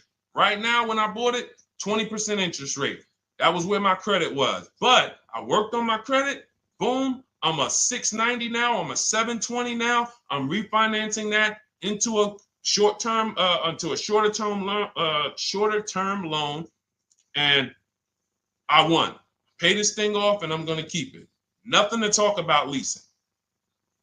Leasing only comes into play where the 8-year rule is concerned. I'm not keeping this next car 8 years. I should be setting myself up to lease, or I should be leasing. That's how I'm going to save the most money, keep the most money in my bank account, have the best car. Not even close. Not even close. All the wins for the purchasers are after 8 years. People who are like, man, Deshone, I got a car, man. I had this thing 12 years, man. It's been paid off for 6 years. I ain't had a payment. I love it. Long-term purchaser. You won. You won. Who's in that situation? Who has a car outside that they've had for more than a decade? Paid off. You can give it to your son. You can give it to your daughter. It's an extra car. That's purchasing. That's the wins. That's what we call the reward stage of purchasing. But you got to get there. All right. All right, let's go. A lot more questions. We got probably another 20 minutes we'll stay on, so let's keep it moving. But again, Lend Buzz, that's the company. Lend, Lendbuzz. They started, I started seeing them about 18 months, 2 years ago, and they were loaning to people with, international students, people who didn't have credit. You want to try to find a place that will fund you independent of the dealership. That is what your goal is at all times. Independent of the dealership. Here, you qualify based on your income and your credit. You qualify for $18,000. Go find a car now. That is what you want. You don't want people mixing the bank loan with the car and two pillars that they are controlling. We're controlling the price of this car. We're controlling your interest rate. We don't want that. Yep, exactly, Cindy. For those who just joined, this is our Tuesday, May 6th live. We do these lives Monday through Thursday at 12 noon, so you can tell your friends, family. We wanted to now come up with a constant and consistent time where I can meet with you guys. If you don't have, if you can't stay the whole broadcast, we will replay these throughout the day, because sometimes people got to jet back to work. They're watching us on the lunch break. You can catch up on the whole rest of the show throughout the day, all the way up until tomorrow, and then over the weekend, we'll play a whole compilation of all the shows for people who really want to dig in and hear all the questions that we answered throughout the week on, Monday through Thursday. But if you want to join us live, set your calendar, set an alarm, meet us on any channel. We're on TikTok, Instagram, Facebook, and YouTube on the Deshone the Auto Advisor channels, 12 noon, Monday through Thursday. All right. Let's go. Next question, Dolan.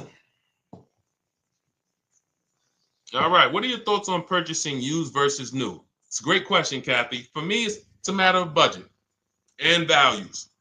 It's only a matter of values if you can afford both. So if you can get everything you want in a new car for your budget, everything you want, everything that you need, and you can afford it in a new car, you have the option to choose both. So it becomes a matter of values. In my book, I teach, are you a person who's like, I want to reward myself. I only get a new car every decade. I'm going to keep this thing 10 years. I want the latest and greatest. Therefore, I'm going to shop and get the best offer, get me a below market purchase. Because y'all notice I always put in a caveat of a below market purchase, below market lease. That's all we're talking about here with Cars from Home. That's all we're talking about. You need to, every purchase you make or lease you get, you want it to be a below market lease or purchase. So now, if I could afford both, is it I'm going to reward myself with a new vehicle, or do I have these other values where I actually want to knock 20 to 30 to 40% off the price to get even more for my money? So that's really up to you if you can afford both. There's no right or wrong there. It's a matter of, like I said, the values. Now, some of you once you look at your budget, I have a tool in my book and in our video checklist, the coaching program called the Perfect Budget Calculator. We invented this, so it's not on Google. You'll hear a lot of the stuff, almost nothing we teach. You're like, if you ever go to look for it, the 8-year rule. No one talks about it. We created it. This is our intellectual property that we created to teach you guys to create these boundaries, the rule of 72 and the 10th birthday, 1.5% rule for overpaying for leases. These are all things that are absolutely proprietary to Cars from Home. But one of them is this perfect budget calculator. Sometimes when we're factoring budgets with most calculators, they don't include fees that we know dealers have. And I'm talking about legitimate fees, tax, documentation fee, motor vehicles. So we're putting our budgets together, but we always get caught out there. Who's had that happen? You got it all figured out. You get to the dealership, you bought the car, and they're like, well, what are you going to do with the fees? Because you got $3,000 in taxes and fees. And you're like, oh, where'd that come from? Sometimes they're lying and sometimes it's legit. But none of these calculators factor in the fees and everything like that. So we created this perfect budget calculator that does.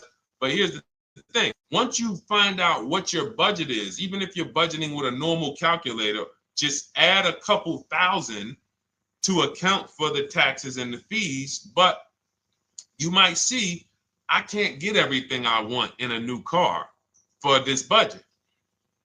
Everything I need, I can't get for this $24,000, in which case I need to go and look for a pre-owned one.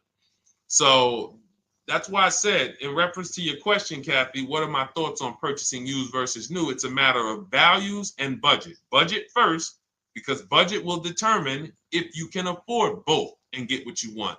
But if you can afford both and get what you want, then it's a matter of values. Okay? So again, everything we're going over is in my new digital book. It's called Cars from Home, 7 Steps to Saving Time, Money, and Avoiding Dealerships. It's 5-star rated. Thank you to everybody who has taken the time to rate it and review it on Goodreads.com. It means a lot. And we can't continue to get this information out without you guys. So we appreciate you.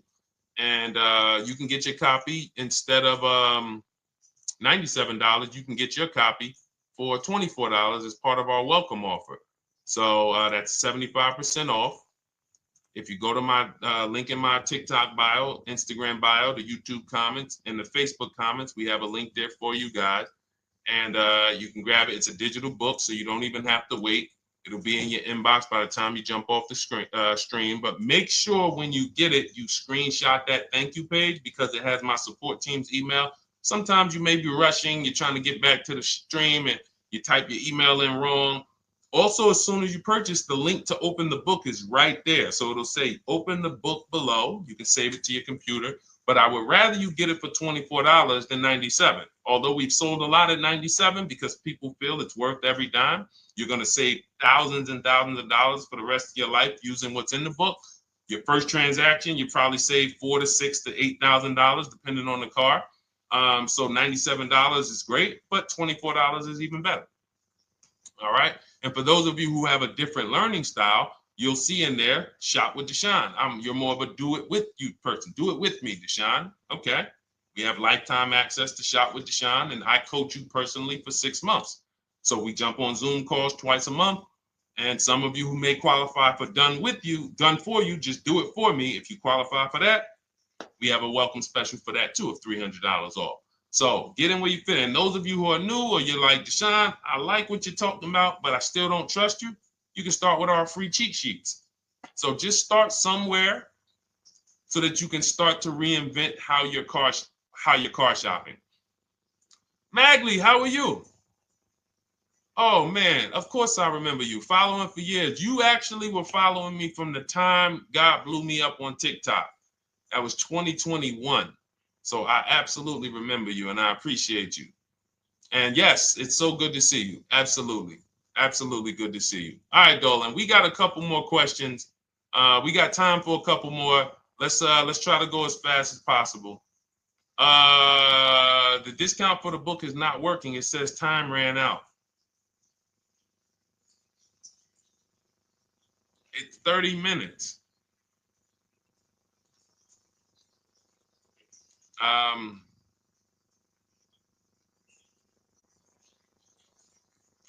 don't know.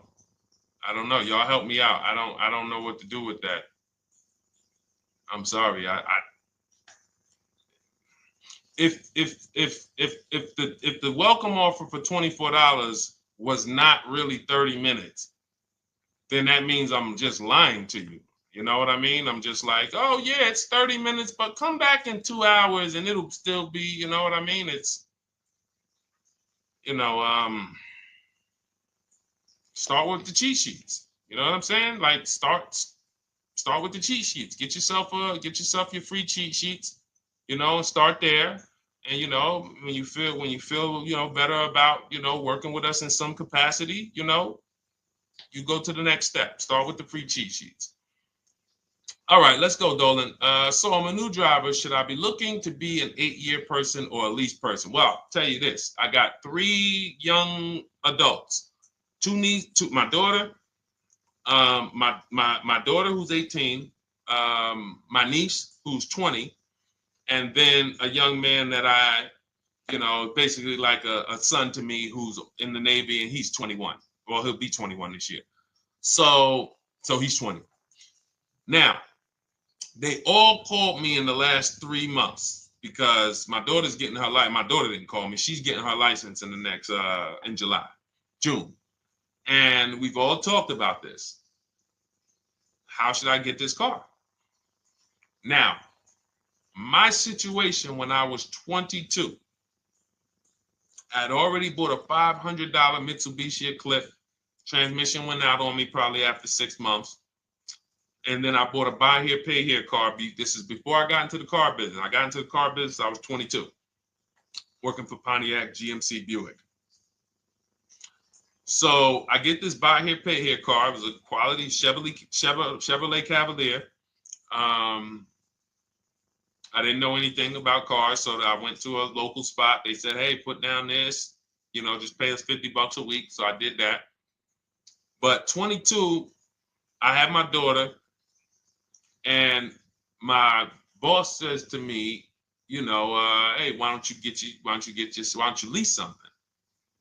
And I was already selling cars, but I just didn't think, could I even, qualify for a lease? I don't even know what I was selling them, but I'm just literally doing what most salesmen do. All right, he wants to lease. All right, what's the payment? Yeah, tell him it's this. All right, perfect. They said it's that. Oh, that's a little too high. All right, they said it's a little too high.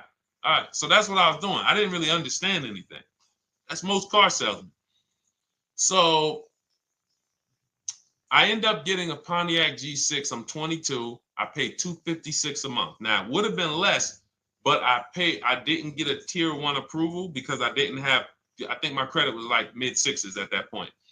And you know, you really want to be over 670 to get most of the tier 1 approvals.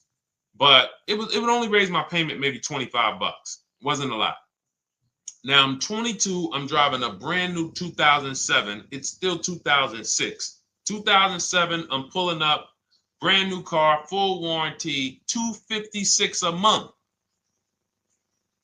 At the same time, I have a friend, got a vehicle, Toyota, financed it, went in. She had, you know, we had our, she had a young child, a little older than us, maybe 1 or 2 years older than us. And then she goes and she purchases a car, $500 a month. She didn't get ripped. That's what a $20,000, $22,000 car costs. She got a Corolla, $500 a month. We're 22. Plus insurance. This is enough to break a young person, young family. I'm paying $256, she's paying $500. That right there. When I tell people that story, it's amazing to me how many people will say, Deshone, when I got my first car, my parents took me out. We financed this car. We financed this. I was paying $400, $500, $600 a month. Whether the parents were paying some of it, or they were paying some of it, or they were paying all of it. Thank you, Kathy. Appreciate you sharing. So this is what all of them, all three, well, 2 of them, I don't know about the young man, because his parents,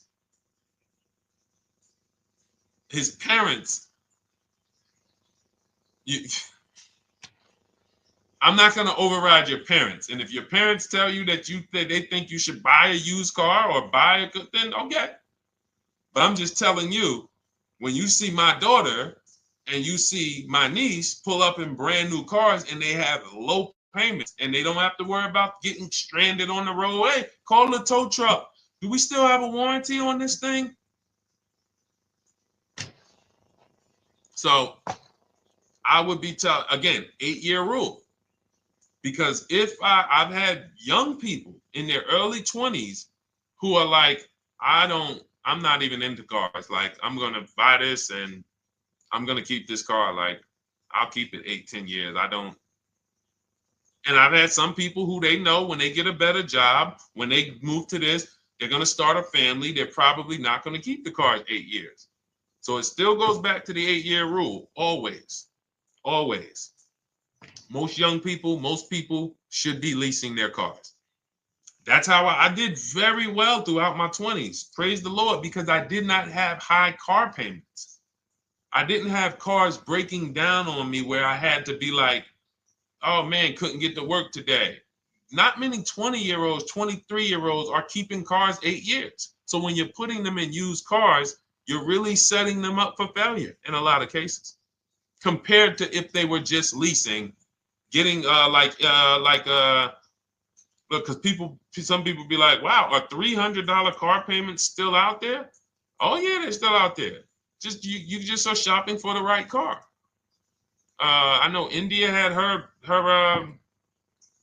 look, Rosalie, she's in our done with you video checklist and coaching program, like Cars from Home. She's, you know, this is our Facebook group she's commenting from. 3 vehicles she got, all for her sons, all of them. A Nissan Rogue, $399 a month. That's a $36,600 car. She got a Mazda CX-30. That's a $28,200 car. Payments $339 a month. $339 a month. And then she got a Mazda CX-50 for her other son, $40,000. On top, we haven't even talked about the equity and leases and selling leases and, you know, really maximizing her equity, because she said she got $6,700 selling 2 of the old leases. $6,700.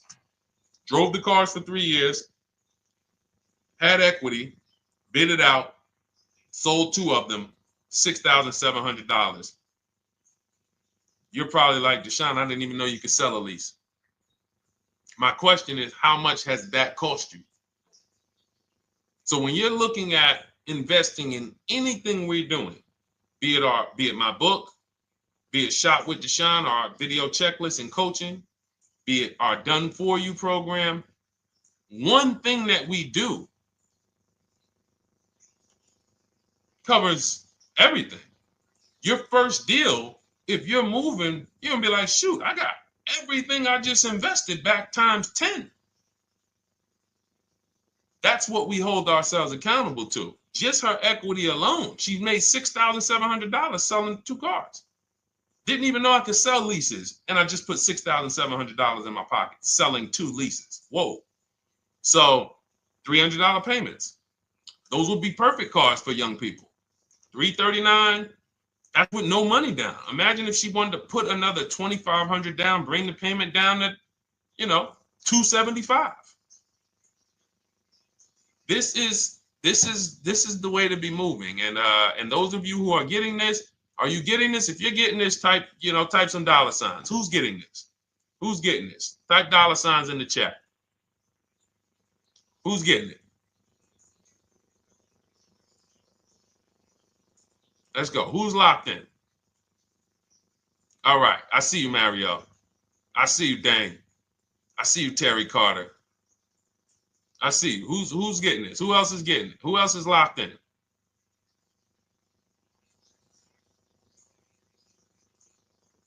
A lot of y'all on here. Listen. I see you, DJ and Nice. I see you, Arms Reach. And I can tell the people that's locked in because they be like, all right, Deshone, you said you're here for 90 minutes. I know we got about 3 minutes left. I'm hanging for this whole thing. I don't want to miss anything. Shout out to the people that are locked in. All right. Go ahead, Dolan. Should the out-the-door price include your trade? First of all, that's a curse word. All right. We're going to go back to that because I got out of saying that for a while. We do not trade cars. So you probably just popped in maybe about 30 minutes ago on the stream. We were talking about the 3 pillars of great car deals: who you buy your car from, who you sell your car to, who you get your loan from. You in order to get a great deal, a below market deal, you must get a great deal from each one, which means you bid out each one. I bid out, got multiple offers for who I was going to buy my car from. I got multiple offers for who I was going to get my loan from. I got multiple offers for who I was going to sell my car to. I bid out everything, therefore I got my great deal. If you bid out this, but you don't bid out this, and somebody you get an interest rate of 7.1 when you could have got an interest rate of 5.2, you lost $2,000. Depending on the cost of your loan, how much you're financing, you lost $2,000. Yeah, you did a bid on who you bought the car from, or you didn't bid out your trade, therefore you didn't find the highest bidder. You traded your car for 14. Another bidder would have paid you 18. You lost $4,000. So you got to bid out everything. That's why we do not trade. The only people that have to trade are people with a lot of negative equity who can't pay off the difference. And that's why I am the reason for negative equity is not understanding leasing. You buy your cars, take out loans, switch the car. Negative equity. It's literally the reason for negative equity is I should have leased, but I didn't. Now I have negative equity because I'm replacing this car with a loan still on it. So out the door price will not include your other car. And if I was trading a car, then yes, the out the door price would include the trade. But because we do not trade cars, our out the door prices don't include the trade. Let me show you an example of what our out the door prices look like. So these are some spreadsheets for our Done For You program where we shop for clients. You can see here, this is we shop for a Subaru for this particular client. In this case, look, and you can see the MSRPs for this car is an inexpensive car, $27,000, $26,000. Look at the out the door prices, 29, 30, 30, 29, 29. These are all out the door prices with the taxes and fees. So you can see these dealers are giving either no discount or a little discount. 27 out the door price is 30,000. But look at the winner. Look at the winner. This particular dealer won the bid at this particular time They're not going to win the bid all the time. In this particular case, they needed the unit. $27,900 is the MSRP. Out the door price is $27,463. The out the door price is lower than the MSRP. How? Because they took off almost $4,000 in discounts. Almost $4,000 in discount. So every time you shop for your used cars or new cars, this is how you should be shopping. If you're not leasing, this is how you should be shopping. I'm getting multiple offers, out the door prices, comparing who gave me the best offer. Who gave me the best offer? Oh, look, Daniel Thompson said, D, I'm bidding out to sell my car and got a $4,000 swing from the lowest to the highest bid. This is the people who you listen. If I can bring them on and have them talk, they would be talking to y'all about how different this is. I didn't bring you here on a Tuesday afternoon, or you're not watching this. If you're watching the replay later on Tuesday, or maybe, Wednesday morning, we go live at 12 noon, Monday through Thursday. So we replay the show just for everyone who missed it. You can send all your friends, family, go to Deshone the Auto Advisor's pages, watch the replay from today's show. But they know this is, I didn't bring you here to talk to you about hundreds of dollars. We are talking thousands of dollars at all times. There is never anything that we talk about that is hundreds. Let someone else talk to you about how you can save a couple hundred more per month. We might be talking about hundreds per month. That might be the only time we're talking about hundreds, $200 per month. But other than that, which equals thousands. We're not here to figure out how we're going to save $50 this month. No, this is big, huge money. So thank you, Daniel. Thank you for tapping in with that information. So, all right, listen, guys. Everything we teach is in a step-by-step format, because when it's not step-by-step, you'll get overwhelmed. When it's step-by-step, you can challenge yourself to stay right on this step, check it off, move to the next step. Check it off, move to the next step. Step 7 in our Cars from Home process is delivery. Step 6 is paperwork. Step 1 is the most important question, which is the 8-year rule. It's literally called the most important question. 8-year rule. How many years are you keeping the next car? Step 2 is the equity assessment. That's why you heard Wendell in his book testimonial. He said, I just completed the equity assessment and we got 30% more than the book value. Bidding it out. He said, I'm about to move to the next step. So everything we teach is step. Step 3 is deal structure, where we budget and we see, all right, how much car can we afford? What does a good deal look like? Step 4, we go shopping, which is choosing what we want. Shopping, looking, doing. We're not buying it. We're shopping the market. We're test driving. We are literally choosing what we want. Shopping, enjoying shopping. Step 5 is multiple offers. That's when we're in talking to dealers online, getting offers, getting bids.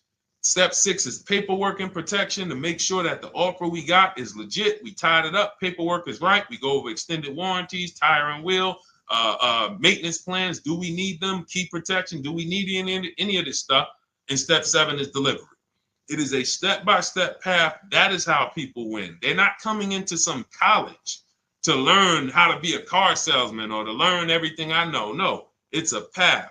So if you want the blueprint in book form, that's my digital book, Cars from Home, 7 Steps of Saving Time, Money, and Avoiding Dealerships.